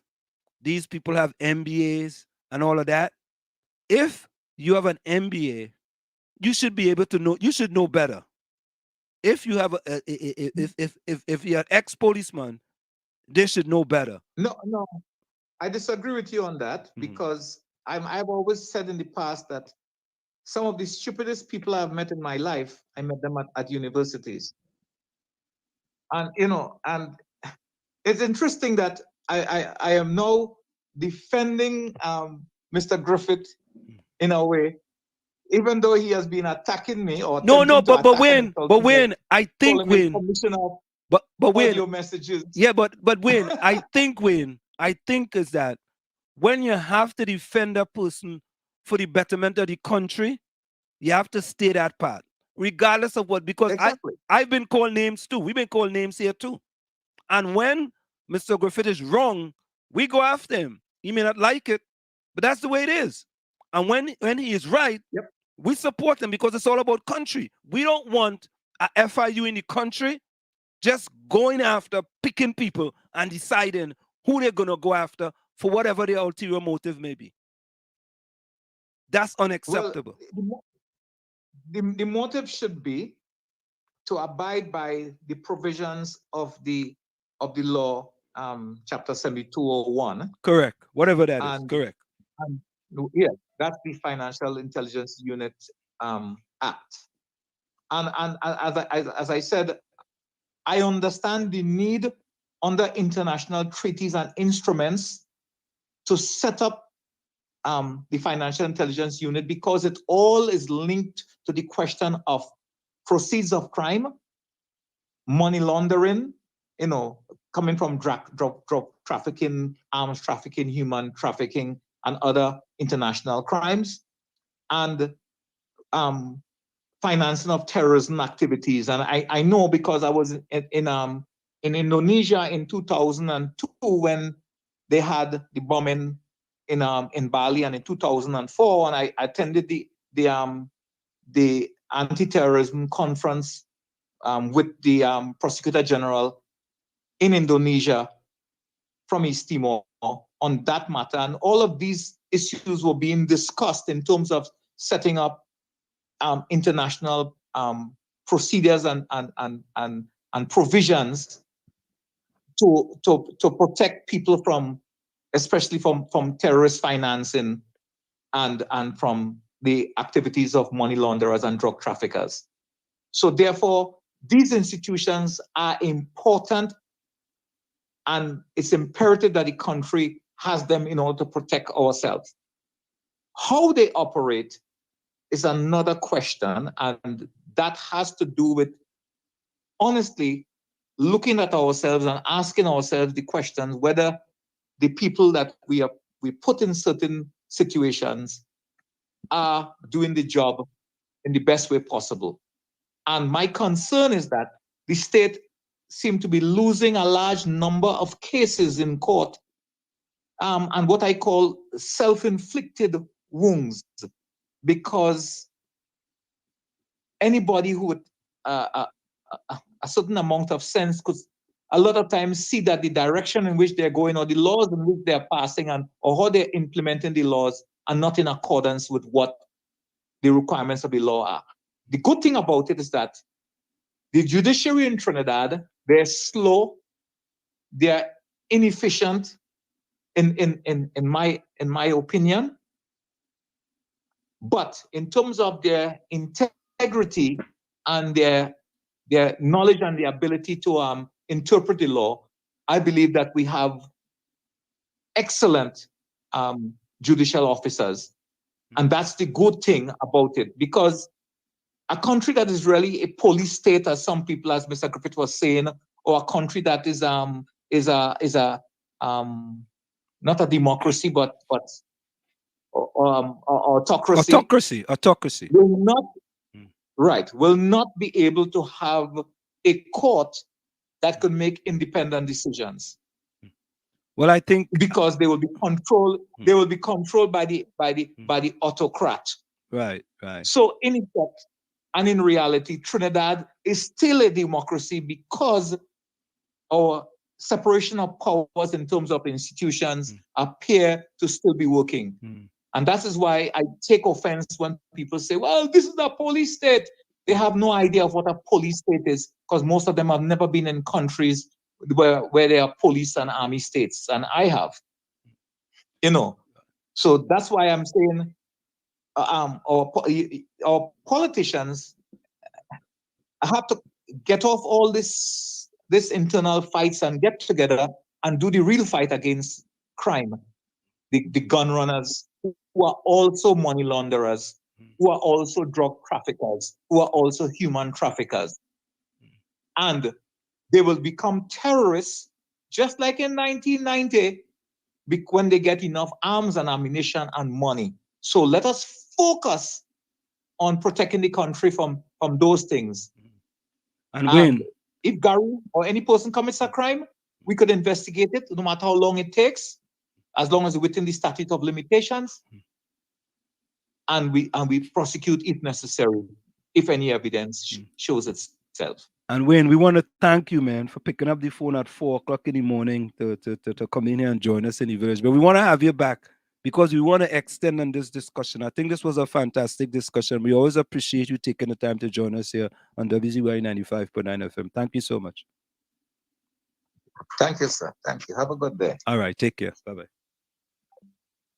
Yes, always. Tommy, I think I have to make sure I'm fixing that thing with this. All on us, the same thing. So, Tommy, it's a discussion we will have at another time, because we're already at 10:09 here, and I don't want to keep you any longer. So, closing comments, Tommy? Sometimes the bravest and most important thing you can do is just show up. You heard that? Sometimes the bravest and most thing you can do is just show up. The most important thing you can do is just show up. It's just to show up. Correct is right. Anyways, like I always say, we have to become the changes that we want to see. However, when we look in the mirror and we see that man in the mirror who effects that change, and we don't like what we see, we can't blame the mirror. Like I always say, never look down on a person unless you give them a hand up. Love you all. Be safe until our next meeting. Thank you, Tommy. My closing comment is people will always notice the change in your attitude towards them, but they will never notice it's their behavior that made you change. From where I sit, this is it. The clock on the wall said that's all I like to say, but I've got to go. Remember, hard work beats talent when talent does not work hard. And for every 60 seconds of anger, you lose 1 minute of happiness. See you.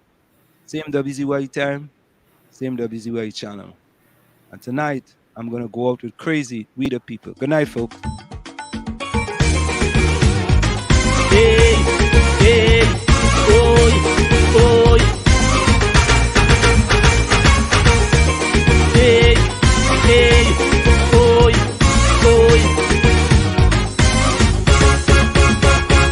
In Trinidad and Tobago, politics was we and them. That was never meant to be so, according to the anthem.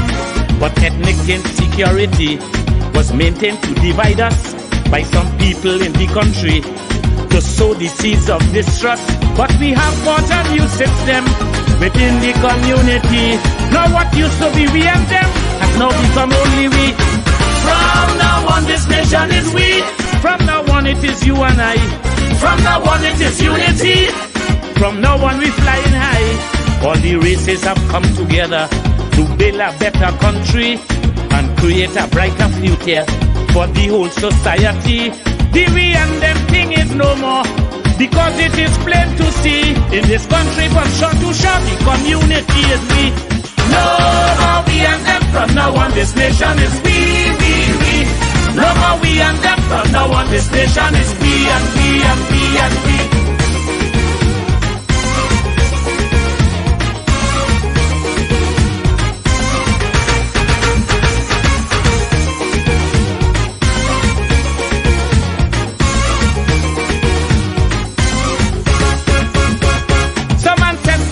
From India and some came from Africa. Look today, their descendants are here, coexisting together. There are others who came here too, the Chinese, Syrians and such. Native people are just a few in this land that we love so much. But the politics of the day and the love for a party cause people to begin to say them is them and we is we. From now on this country is we. From now on we all shall be one. From now on that's how it shall be. From now on all the division done. As today united we stand. The people of Trinbago, one country, one nation, one island. Chutney Pan and Calypso, it's Trinidad and Tobago, better known as TNT. And we want the whole world to know we see ourselves as we. No more we and them, from now on this nation is we. No more we and them, from now on this nation is we and we and we and we.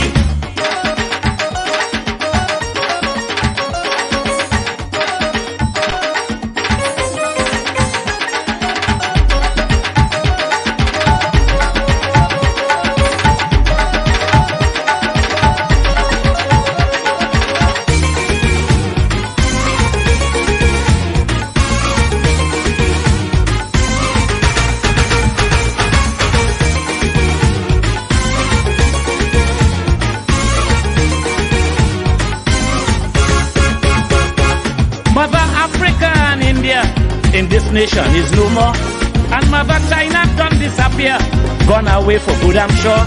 If we want to build a real nation, there can be no we and them.